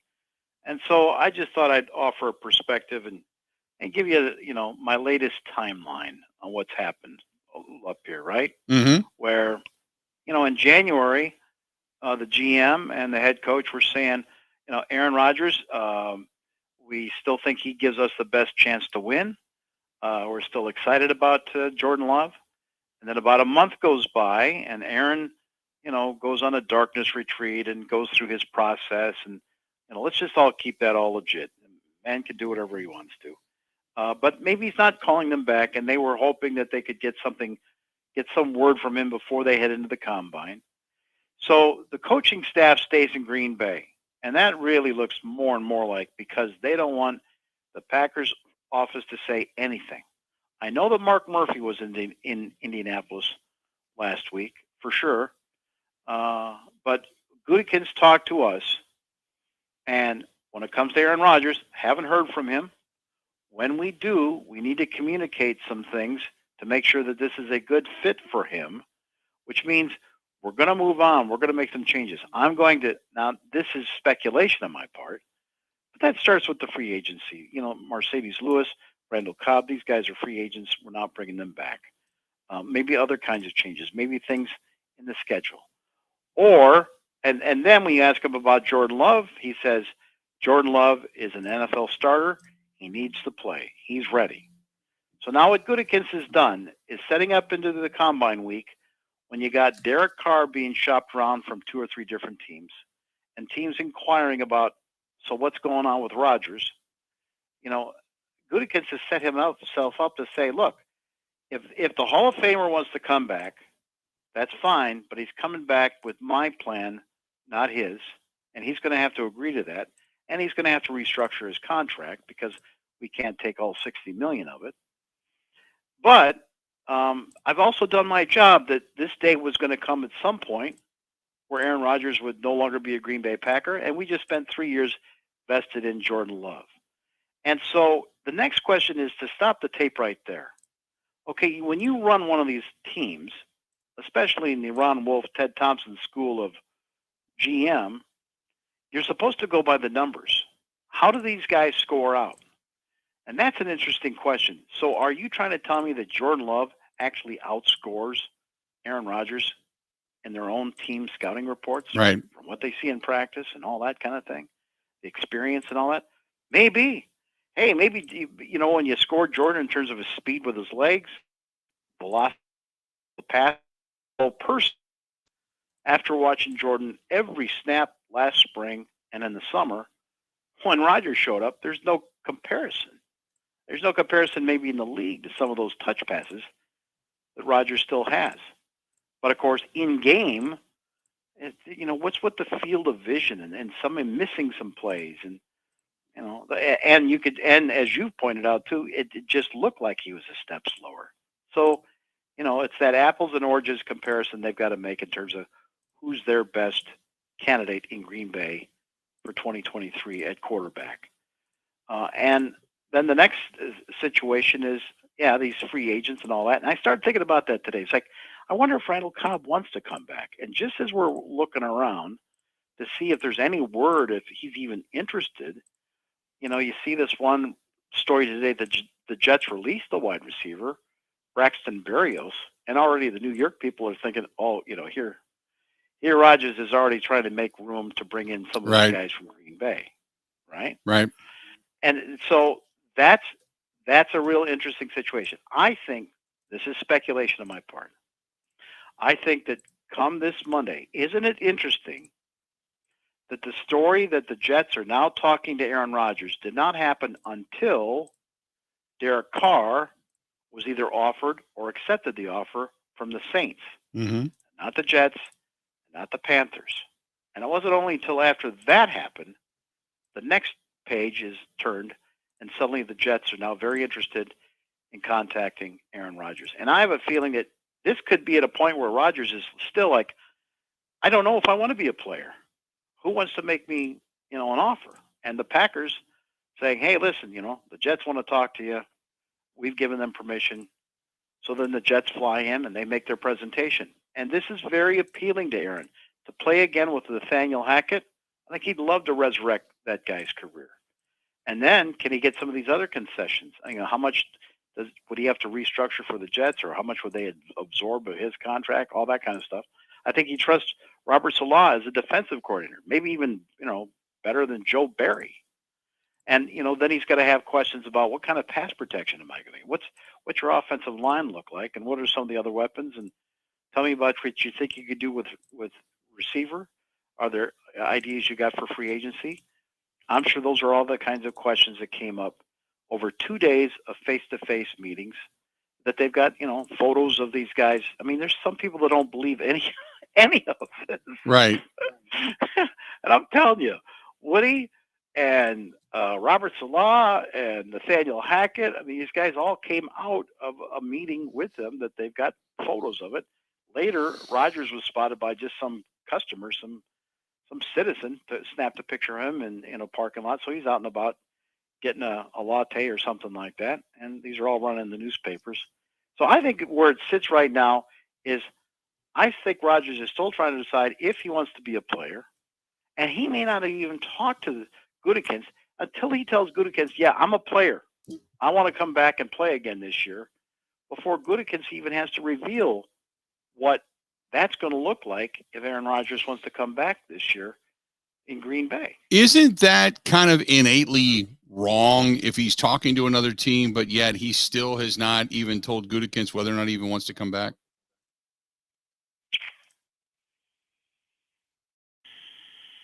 Wrong on Aaron's part? No, Or just wrong on the Packers' part? wrong on Aaron's part. I mean, you at this point in time, he said when he came out of the retreat, he was going to, let people know and such. And we're not up to free agency yet, admittedly, but there are so many dominoes that need to fall, and they all revolve around Aaron Rodgers. At what point do you go, Aaron, come on, man? Because I know that he can go all the way to June 1st and say, hey, I'm retiring, and then they can split that money up. But there's the Jets that are on the fence. There's the Packers that are on the fence.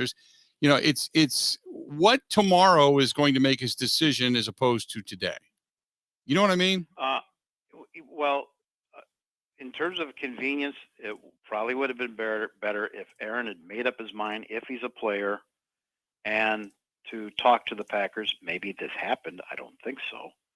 Not according to what Gutekunst told us. Right. Straight-faced.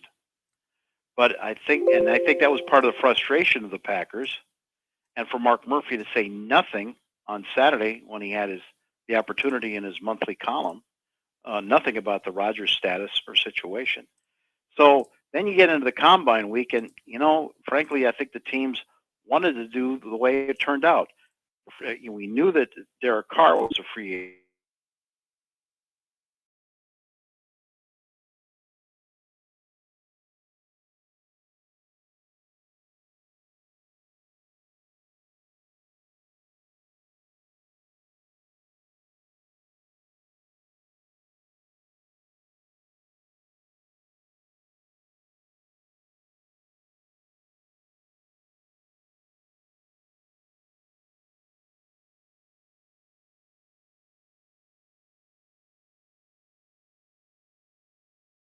Because it's been released.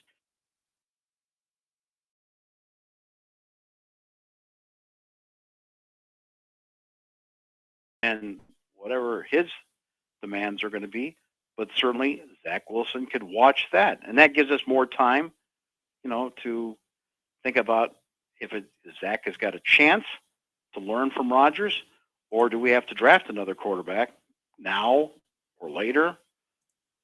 When Rodgers is done after a year or two. But for the Jets, right now, Aaron Rodgers looks like a good fit. Mm-hmm. Him and Hackett. I don't know if he's going to bring Tom Clements along with him from Green Bay, if that's another one of his demands.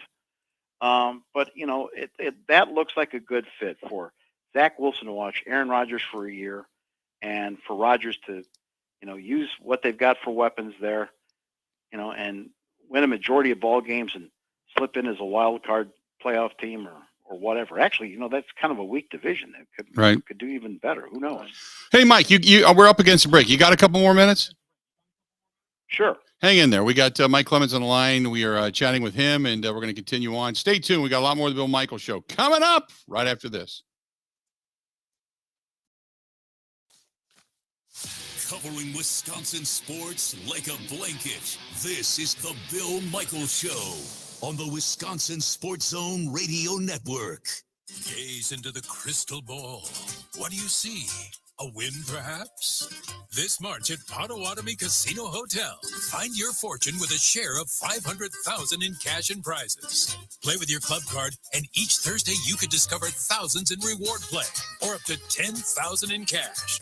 We predict great things for you. Find your fortune only at Potawatomi. Visit paysbig.com/fortune5. Must be 21 years old and a club member to play.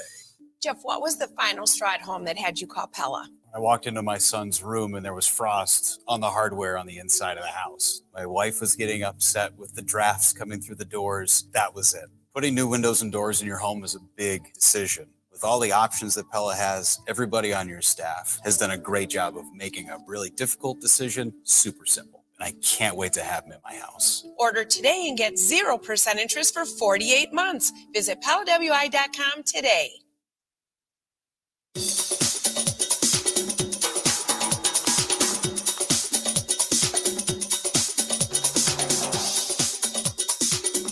Bill Michaels will resume in 3 minutes.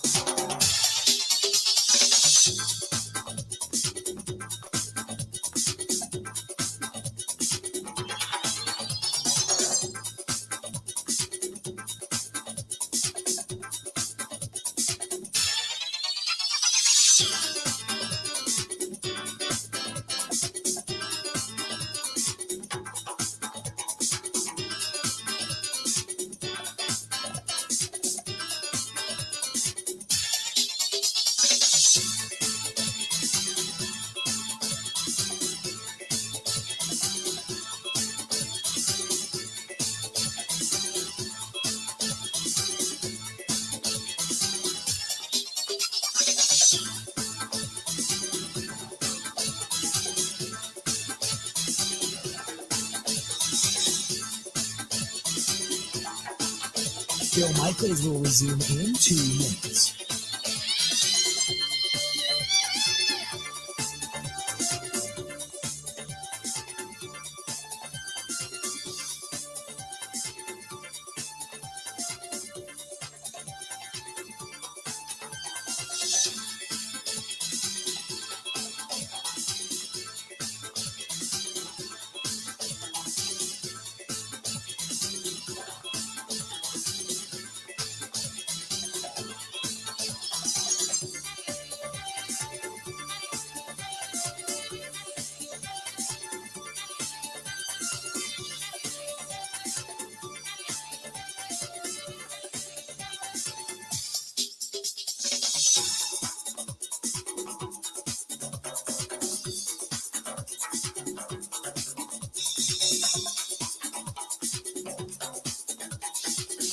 Bill Michaels will resume in 1 minute.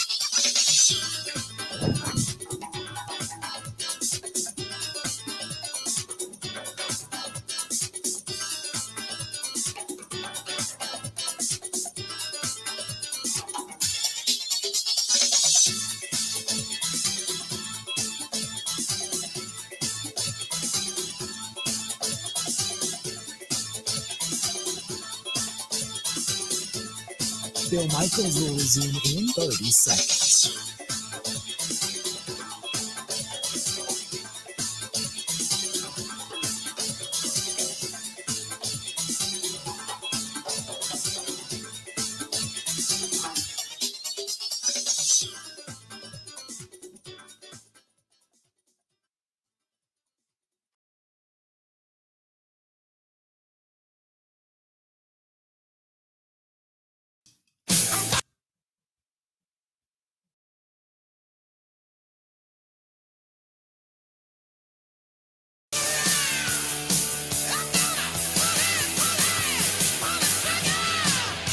Welcome back. Good to have you on the line. Joining us, our guy Mike Clemens is here, and talking a little bit about all the reaction pouring in as we kind of just wait for the white smoke, I guess, to come out of 1265 to find out what's going on with Aaron Rodgers and the rest of the crew. And so, Mike, I wanted to ask you this because, you know, you've heard it. You called in because a lot of people are talking about the complaining of Aaron Rodgers, saying that they're just fatigued. And a lot of people, it's not that they question his ability. It's not that they don't appreciate what he's done for the organization. I think they're just tired of what's going on. So that being said, and you and I talked about it, how good is he? Is he lost his step? Is he losing his zip? Is he losing his read?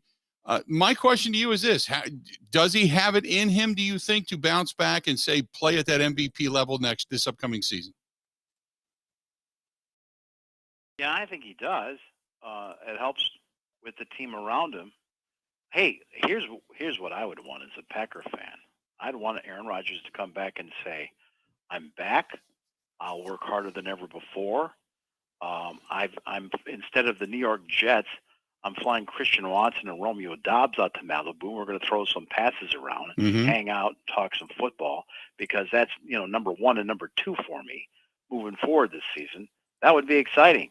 You got Aaron Jones all in. That guy works his tail off. Right. Comes to every OTA and every mini camp before and after contracts. After he signs the contract, Aaron Jones there every day, working hard. And that's why they, respect him as a team leader. That's why you see Aaron Jones as a co-host this week, just during this sensitive period of the year in the off season, to pretty much be a spokesperson for the Packers to say, hey, we want Aaron Rodgers back, man. He's our energy. You played some of those clips on the show. We played it yesterday. Yeah. He's the energy of our team. Yeah, he's the energy. He's the leader of our team. Gosh, he's been my quarterback the whole time I've been in Green Bay. I'd like to get one more swing in there with Aaron Rodgers. At the same time, he's toned the company line. Jordan Love is ready to play. He could be an NFL starter. He's worked very hard. Everybody likes him. Yeah, Jordan Love, can be an NFL quarterback. So if something crazy happens and Rodgers goes to the Packers and says, that's it, I'm going to finish in Green Bay. Let's make a run at this thing. And maybe the Packers then say, all right, well, we've been talking up Jordan Love. So let's see if anybody, calls and sees if they want Jordan Love. How many picks if we get a crazy offer for him? I think that's scenario number 5 or 6 in all this. Right now, it feels like if Aaron Rodgers decides to play, it's going to be in New York. And that he'll have a fresh start with Robert Saleh and with his buddy Nathaniel Hackett as offensive coordinator, and then Matt LaFleur and Adam Stenavich, who who knows? Maybe Rodgers wasn't impressed with Stenavich as his offensive coordinator. The Jordan Love and more of a LaFleur Shanahan kind of offense. Mm-hmm. I've said all along, it's kind of a shame that it's come to this, because all Aaron Rodgers had to do was say, I'm coming back and I'm going to be ready to go, much like you said. And I agree with you. If he would come and just say, hey, I'm bringing the guys out, I'm all in, I think the Packers would still welcome him back. Don't you? If he said, guys, I've made my decision, I want to come back, I'm going to, like you said, I'm going to fly Christian Watson, Romeo Doubs out here, or I'm coming there. Let's hit the Hudson Center. Let's hit Ashwaubenon High School come June, whatever. I mean, I can see them saying, okay, let's do this. And because Gutekunst has said consistently, Aaron always gives us the best chance to win. So that being said, I still believe that they think that. I don't think they're saying that, hey, Jordan Love now is on the same level as Aaron Rodgers. But I think it's if you're not all in, we're moving on. If you are all in, we're here for you. Do you see it the same way? 2 things that Brian Gutekunst has said in the last 4 months. About 4 months ago, he was asked, don't you get tired of some of these quarterbacks? I mean, what's the deal between Favre and now what Rodgers, the way he is the last 2 or 3 years? I mean, he's going on McAfee for an hour and calling out the way the Packers have treated players in the past and the changes need to be made, and holding out until the start of camp a couple of years ago and all that stuff. And all this drama, you never saw Drew Brees doing that, right? Right. And no one ever calls Tom Brady a diva, even though he gets his way wherever he goes, or he'll leave and go to a team where he thinks he can make a run at it and get his way and bring back his boys, like, Rob Gronkowski or whatever he wants, gets to call shots on the roster. Well, why does Brady get to do that and Rodgers doesn't? And, the answer is that as you see Rodgers do some of these interviews, like on the McAfee show, he's so self-critical of himself or so introspective that it just goes on and on and on. And at some point, it's hard to run a business that way.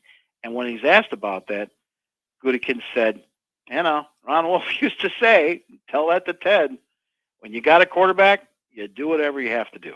Mm-hmm. Whether it's Favre, whether it's Joe Montana, whether it's Aaron Rodgers, you do whatever it takes to keep that guy happy, because they're rare, they're hard to find, and once you put them on the field, then you remember all that stuff was worth it. You carry their luggage, whatever they need to do it. On the other hand, about a week ago, we asked him with the closed door, saying, are you fatigued by this? After he explained all these different scenarios, he said, fatigue comes with the job. You know, Right. It's a people business. It's not just the quarterbacks. It's the linebackers. It's like the whole Zadarius Smith thing last year. It's the NFL. It's professional athletes today. And when you're talking about tens of millions of dollars, yeah, there's a lot at stake here. These are tough decisions. Hey, what do you think about this Adam Thielen story? I think it's interesting if indeed he becomes a free agent. I mean, we know there's going to be some salary cap casualties that are going to be out there. And one of them might be a wide receiver or two that the Packers could possibly look at. Now, I think Thielen is going to get anywhere from $7 to $12 million, somewhere in that range. But, whether or not they'd be able to afford him, you'd have to wait and see. I don't know if that's also to helps out the Vikings in their cap. I think there's probably been some questions about Adam just a couple of years ago. Even when Kirk Cousins had been signed for $85 million as the new quarterback, when they started games, it was Adam Thielen who was last out of the tunnel. He was the face of the franchise on the media cover. Mm-hmm. But he's now, he'll be 33 this fall. And, it's always an interesting story. About, was it 2 years ago this month, he and former Packer fullback John Kuhn were partners that opened up a chain of these weightlifting places for youth, for kids, in junior high and high school to get ready for college. And one of them they opened in Green Bay. So I got to talk to Adam off to the side, and he repeated the story about, here he grows up in Minnesota, plays at Minnesota State, and he didn't get invited to the combine. So he went to a regional combine that was held in Dallas at the Cowboy Stadium, at AT&T Stadium. And the Packers were impressed. The scout came up and talked to him, but he never heard back from him. And then he goes undrafted. The Packers take two receivers, Charles Johnson and Kevin Dorsey, who had one catch between the two of them for the Packers. Mm-hmm. And Adam Thielen goes to another workout, and the Vikings sign him the next day in May. So the Vikings got Adam Thielen undrafted, even though he really would have liked to have been a Green Bay Packer. Oops. Yeah. Not only oops, but it also gave him more revenge to play decent against Green Bay for the last few years. Now, then again, Justin Jefferson opposite him certainly helps, but you wonder if that same desire to be a Packer and then go back and now do what, he did to the Packers for a few years, now do that to his former team over there in Minnesota. So, Thielen's a hell of a good receiver, kind of reminds you a little bit of Jordy Nelson. And if he could help out Jordan Love or Rodgers, I'm sure the Packers feel that they want, a younger crowd in there at wide receiver, and maybe pick up another one in this year's draft. But whatever, looks like Adam Thielen's no longer going to be one of the Vikings. Real quick, Mike, we were sitting here talking earlier about the story that you had told coming into camp, and that, Jordan Love last year had taken a lot of the starters reps because Aaron Rodgers had the toe. And then this year coming into camp, Rodgers didn't get there early for the OTAs and the mini camp. Jordan Love did. Jordan Love's working out. Rodgers comes in and your jaw hits the floor going, man, it just looks like a professional just walked into a high school practice. It's that dramatic a difference. So my question is, I know they talk about growth and they talk about maturity, and we talk about the 9 passes thrown in Philadelphia, but you tell me, do you think Jordan Love's ready to go? I think he's a qualified starter. I don't think he's better than Aaron Rodgers. But I'm telling you, in 2007, every day I watched those workouts, and I just said, you know what? I don't care who's who. I see a guy named wearing a 4, and I see a guy wearing a 12. And the guy wearing 12's got a stronger arm. He's got quicker legs. He's a better athlete. He's more accurate. And it took this number 4 guy almost 3 weeks to get his deal going. Well, 4 ended up getting the starting job anyway. He went 13-3. And then in the cold, he couldn't stand the cold. He threw away an interception, and he threw away the season. And that was pretty much when the Packers made the decision, we probably should have gone with 12. Mm-hmm. But I did not feel that way at any time last season in terms of the Jordan Love is the better athlete, the better quarterback than Aaron Rodgers. I did not feel that in year 3 last year. I did feel, however, that it was wrong for the Packers to keep playing Aaron Rodgers with an alleged fractured thumb when Jordan Love could have gotten in a couple of games. And who knows, if he goes 500, it's better than a 5-game losing streak which they had with the Hall of Famer. Right. And I don't understand their explanation to say, well, we put in Aaron Rodgers for the best chance to win. And then now you're telling me that Jordan Love's a starter. He's ready. He needs to play now. Okay. That's an explanation from the team that doesn't quite shake out. Yeah, it never did smell right. I agree with you 100%. I don't know specifically what went on behind closed doors. I don't know if Rodgers hid that thumb issue from the team. I don't know if Rodgers just said, you're not playing, Love, I'm playing. I don't know. But regardless, it never, ever did sound right. I completely agree with you. Mike, good to talk to you, my friend, and always good to hear whenever we've got something like this going on to get perspective. I appreciate it. Thanks, Bill. Appreciate it. All right, buddy. Talk to you soon. There you go. That's our guy, Mike Clemens. And, Ben, I just saw this. I did not get Mike's insights on Crocs. No, I was gonna say that was a very welcome left turn from Mike. He knows timing. Mike knows timing, and I do, and again, I'm not there every day. He's there every day. And for him to say, look, in no category, none, was Jordan Love better than Aaron Rodgers. Not in athleticism, not in strength of arm, not in accuracy, none. And that's what I've been saying all along.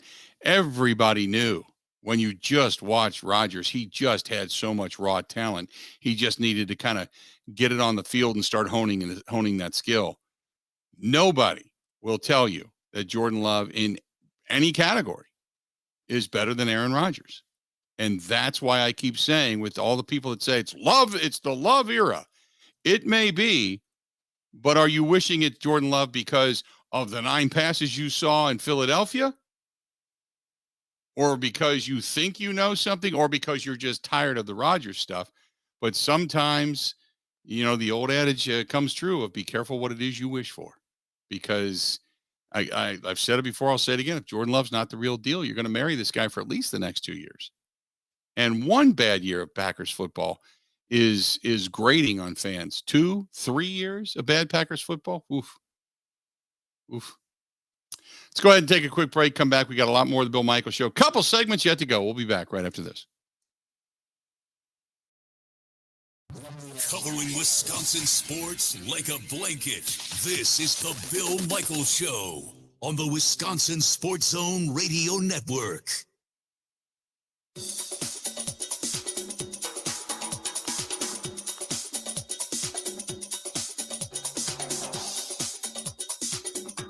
Bill Michaels will resume in 5 minutes.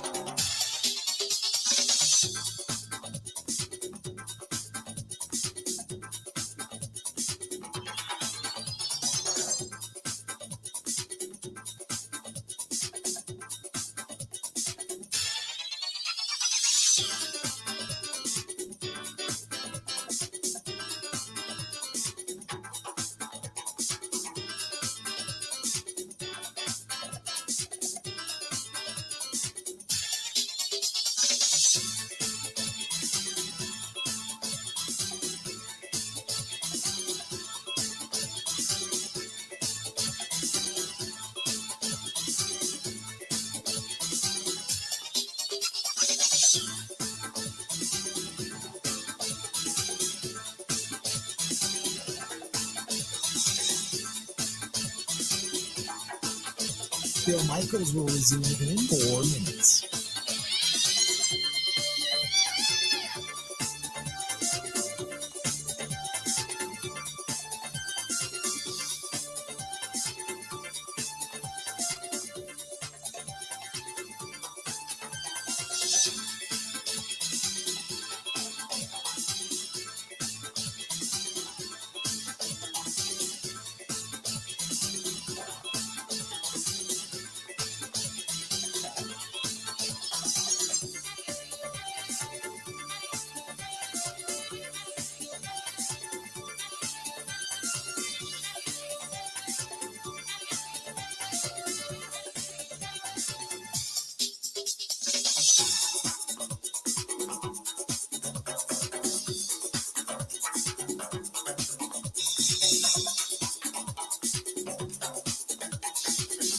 Bill Michaels will resume in 3 minutes.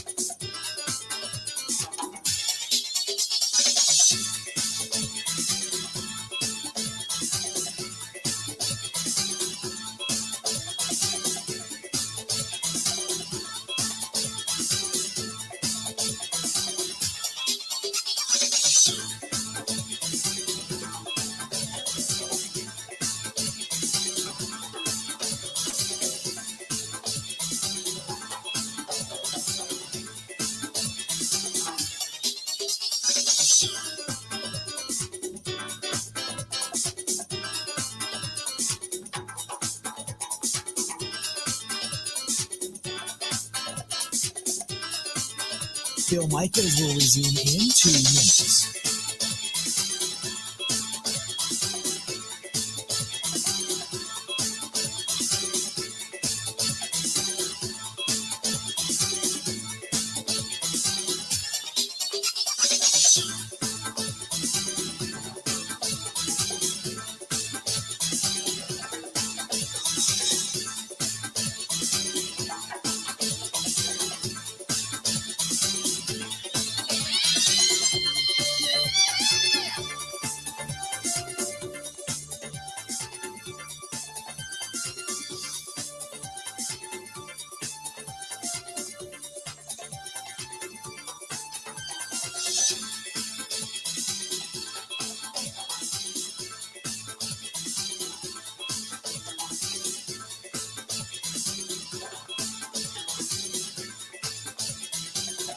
Bill Michaels will resume in 1 minute.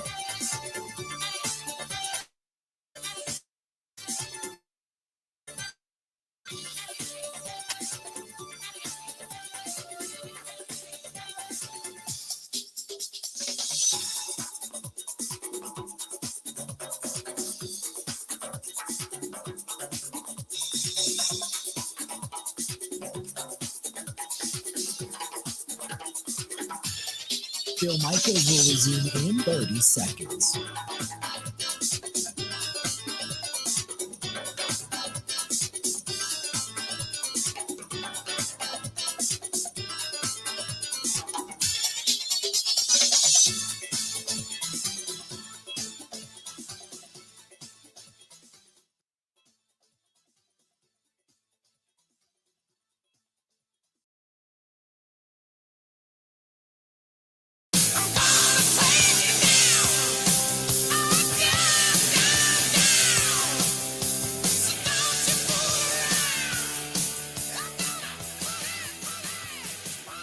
Welcome back. Good to have you. Tonight's that kind of night. We're waiting for the Great White Death. It has not started as of yet, but nevertheless, maybe you head down to downtown Waukesha, 323 West Main Street. Sit back, relax. Good cigar, good hookah, maybe a whiskey. Just take it easy, relax. Watch the snowfall. And and by the way, tonight they have entertainment. Thursday night, Friday night, and Saturday night. They have a big, huge, large walk-in humidor. They have got fine bourbons, whiskeys. Like I said, live entertainment on Thursdays, Fridays, Saturdays, and 13 different flavors of hookah as well. So if you're looking for a good time, looking for fun, looking for a great place to go, that's The Nice Ash. TheNiceAsh.com. That's TheNiceAsh.com to see more information. 323 West Main Street, downtown Waukesha. TheNiceAsh.com. There you go. 877-867-1670. If you want to find out anything and everything you can, give us a shout. That was the last half hour of the program was kind of everything that, I had been talking to you about. It's kind of a reaffirmation of the information of the eyeball test, I guess is the best way to put it, that I've seen up close. Mike has seen up close. Yeah, and this is a good email right here, and this is from the Big Cheese, who says, "Hey Bill, love listening to you and Mike talk, and just talk, real talk about Packers football. It was enlightening, and it also gave me perspective when it comes to Jordan Love. Did they miss on Jordan Love? Only time will tell.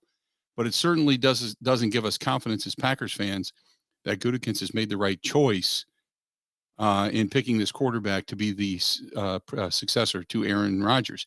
If Aaron Rodgers decides not to come back, I respect it. If he wants to go to the Jets, I respect it. If he comes back to the Packers and only wants to go half in, I will not respect it. I think he should be all in. I think he should come back. He's earning a lot of money. The Packers certainly are expecting something in return other than just the name Aaron Rodgers to come walking through the door. I am hoping for the best for both the Green Bay Packers and Aaron Rodgers, but that was a half hour of perspective. Appreciate it, Big Cheese. You're the man. The Big Cheese. Yeah, it's I appreciate that, but it's kind of what we've been saying. It's for all the people that say it's love era. I always ask, tell me why. Just tell me honestly why. And if you talk about, well, Rodgers is choked in this big moment and that big moment. Okay. The last 3 years in specific circumstances, I can say I agree with you. But when they say, how many more NFC championship games does he have to lose? I'm like, wait a minute. He had a chance to win one and failed. The other 3 that you're criticizing him for, go back and look at them. The one that they won, he went on to win a championship. Him and that team. But I also say, if Favre needed Reggie White, okay, and if Aaron Rodgers needed Charles Woodson, you need the other. We all know that, right? There's no denying that. Matthew Stafford needed Von Miller, right? So and when you look at the Kansas City Chiefs this year, they needed a good tight end. They needed some weaponry, yes, but they also needed Chris Jones. Chris Jones made a huge play. Carlos Dunlap, big play. Karlaftis, big play. They were stout up front. Nick Bolton was really solid. Now, is Chris Jones Reggie White? No, of course not. But big plays came from big people, came from leaders of the defense, right? So if that's the case, who on this Packers team is the counter?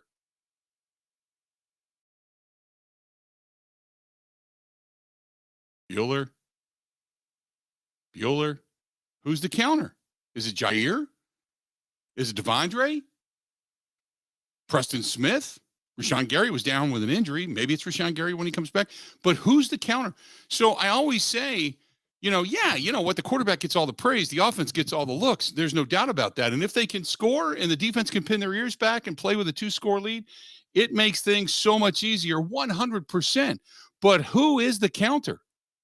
Who's the guy? Who's the Clay Matthews that Kevin Green can grab on the sideline and said, you got to give me the ball. You got to go give me the ball.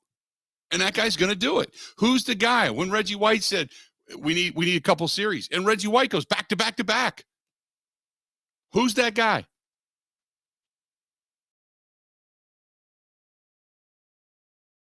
Who's the guy?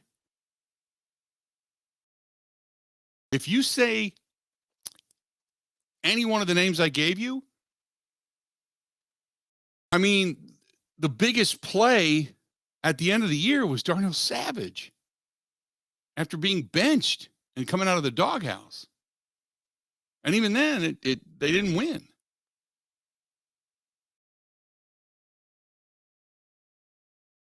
So I can lay a lot of stuff at the feet of Aaron Rodgers, but I always say, look, if you're going to look at this realistically, if you're bringing in Jordan Love and it's time for the Love era, you better say it's time for the Joe Barry and the defense era, because you are going to need a ton of it. That's why Jalen Carter's not a terrible idea. That's why Branch is not a terrible idea. So these guys you can jump up and get. I know it's always sexy and fun to get the weaponry on offense, but you're going to need a defense that punches people square in the mouth in his top 5. Top 5. Has to be. 877-867-1670, 877-867-1670. Let's go to Tyler listening to us here in Waukesha. Tyler, how you doing, man? What's going on? Doing good, Bill. How's it going? Great, man. What are you thinking? So I got a kind of a scenario that's kind of out there. Now, let's say they trade Rodgers and they get the first this year and they get a first next year. And let's say they load up the offense. You know, they get a wide receiver, they get a tight end for Love, and you know, the bottom falls out, and, you know, they're bottom 5 in the league. Do you think that they would have the guts to, I don't know, use those 2 first-round picks and take one of the top quarterbacks in the league in the draft next year and just kind of accelerate that, so you're not waiting around and, you know, kind of spinning your wheels waiting for Jordan Love to figure it out? Or boy, that's a great question. I appreciate the phone call. If I think I would say, I would answer you this way, that if a quarterback was there and it was a guy that they really liked, yes. But if he's not there, you don't force it. The worst thing in the world you can do is force a draft choice at a position. Don't ever overvalue a guy over the actual value of the position. How many times have we seen teams that needed somebody, they take this guy only to know that that's not the guy. We all knew that wasn't going to be the guy, but you had to have the guy. So you took him just to say you fortified that position. And then ultimately they come in and fail. To me, it's best player available. You know, if they would get the Jets' first round draft choice this year, let's just say that happens. Okay.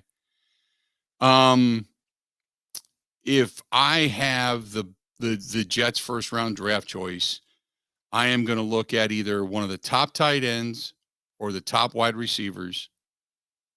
And I'm going to look at if indeed, and again, I don't know what kind of character issues there are, but if Jalen Carter falls because teams don't want to take the guy, and you look at him and say, are your character issues cleaned up?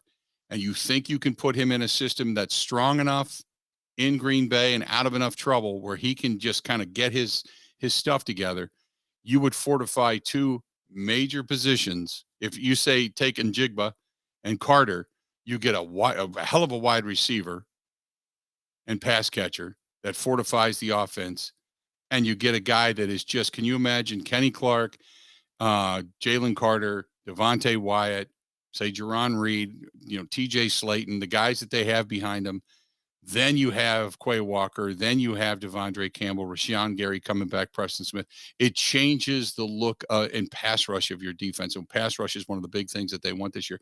That would be just coming out of the first round. You would have solidified some major holes on your team with basically the safety position to solidify after that. And I don't even know if I trust the draft to do it. If I got to go free agency, maybe I do that. Then there would be 2 free agent needs. I would take 1, a free agent at the safety position, and 2, another wide receiver just to have veteran experience over there. That's where I would go. 877-867-1670. We'll talk more about it when we come back. More of the Bill Michaels Show next. Ready? This is the Bill Michaels Show on the Wisconsin Sports Zone Radio Network. Jeff, what was the final straw at home that had you call Pella? I walked into my son's room and there was frost on the hardware on the inside of the house. My wife was getting upset with the drafts coming through the doors. That was it. Putting new windows and doors in your home is a big decision. With all the options that Pella has, everybody on your staff has done a great job of making a really difficult decision super simple. And I can't wait to have them in my house. Order today and get 0% interest for 48 months. Visit PellaWI.com today.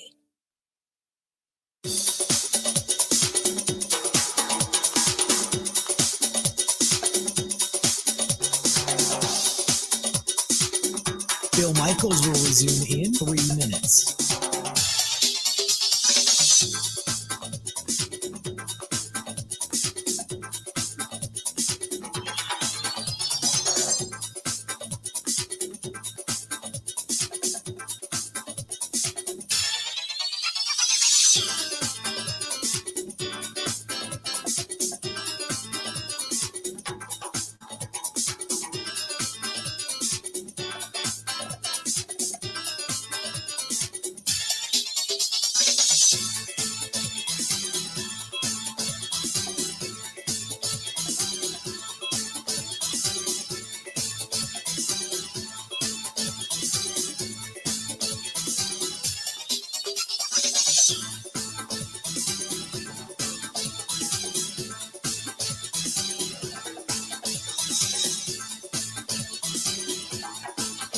Bill Michaels will resume in 2 minutes.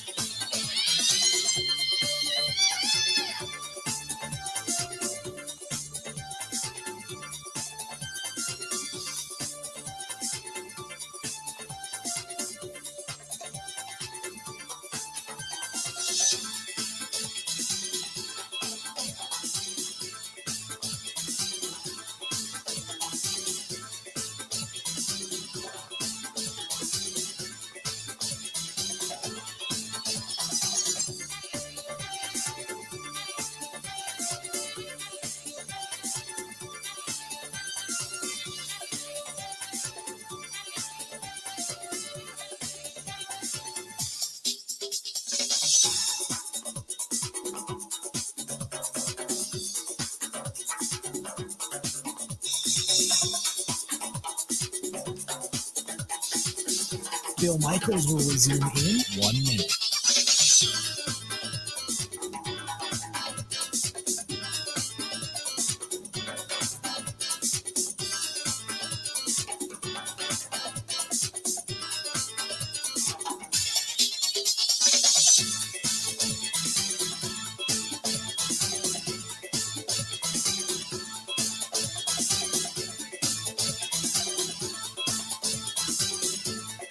Bill Michaels will resume in 30 seconds.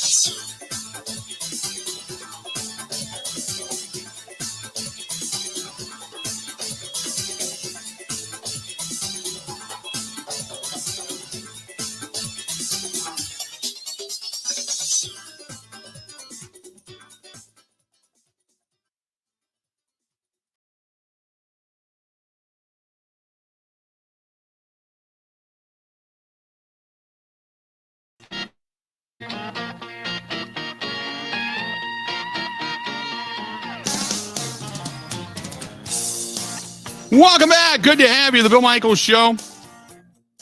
We continue on. Tonight, Boondocks Barbecue Burgers and Brews. They've got Noodle Bliss tonight. Build your own pasta bowl. Build your own pasta bowl. They're going to fill a bowl brimming with noodles, and you can choose from 5 homemade sauces, all the toppings and mix-ins you can possibly imagine, starting at $8. How about that? Good stuff out of Boondocks Barbecue Burgers and Brews. Hey, speaking of good people, our friends at Burn Pit Barbecue, I've been telling you about them for a while now. Greg just got a hold of me. They are out at the Milwaukee Journal-Sentinel Sports Show. I was telling you they're going to be there, so if you see them, say hi. And my friends Jack and Cindy, well, longtime listener Jack and Cindy, and I know them pretty well. They stopped by today. They bought some pokey bait, which is awesome. Way to support our good friends, the veterans at BurnPitBBQ.com. BurnPitBBQ.com. You will not be disappointed. So thanks to them for stopping by the Milwaukee Journal-Sentinel Sports Show and seeing our friends out there at Burn Pit Barbecue. And if you're going to be out there over the weekend, stop by their booth. Look for it. Hey, tell them you heard it here. Appreciate it. 877-867-1670. A lot of stuff rolling in. It's just too much to all get to, but I certainly appreciate everybody's commentary. By the way, Travis says, oh my God, Bill, you're so wrong. Get yourself a pair of insulated Crocs. He said there's nothing better than smoking a cigar, sipping on an old fashioned, and wearing a pair of insulated Crocs during the Great White Death. It's incredible. The people know, Bill. Travis, I think you're becoming the outlier here. Travis, I love you like a third cousin, but I can't. I think you care too much about what your shoes look like when you're alone in your own house. I do. I'm the kind of guy that walks around and wipes stuff down in my own house when nobody's around. Right, but the whole point is no one's there, so who cares? I know. I don't think I can. I mean, yeah, I'll go like get coffee with Crocs on, but it's like it's a walk to get coffee. It's not going to damage anyone's eyeballs. By the way, Michael says, do you think the Badgers are going to accept an NIT invitation? I do. I think they will. I mean, it's any postseason experience is good experience, by the way. So, hey, did you see, speaking of the postseason basketball right now, Ohio State is leading Iowa by 1, still early on in the first, 14-13. Michigan fell to Rutgers. Yeah. NIT bound. Michigan fell to Rutgers 62-50. Michigan went down to Rutgers. But the good news of the day for Marquette fans, 72-70 in overtime. They held off St. John's. They advanced in the quarterfinals of the Big East tournament. Miami, with a last-second shot that fell just short for Wake Forest, 74-72. Miami advances. Baylor upset by Iowa State in the Phillips 66 Big 12 championship quarterfinals, 78-72. So good basketball going on. We are in the midst of the madness, my friends. We don't need a tournament bracket to tell us we're having fun. So enjoy the Great White Death, which has not struck us as of yet. I am going to I'm going to not wear any Crocs. I'm going to smoke a cigar. I'm going to enjoy myself and watch some hoops.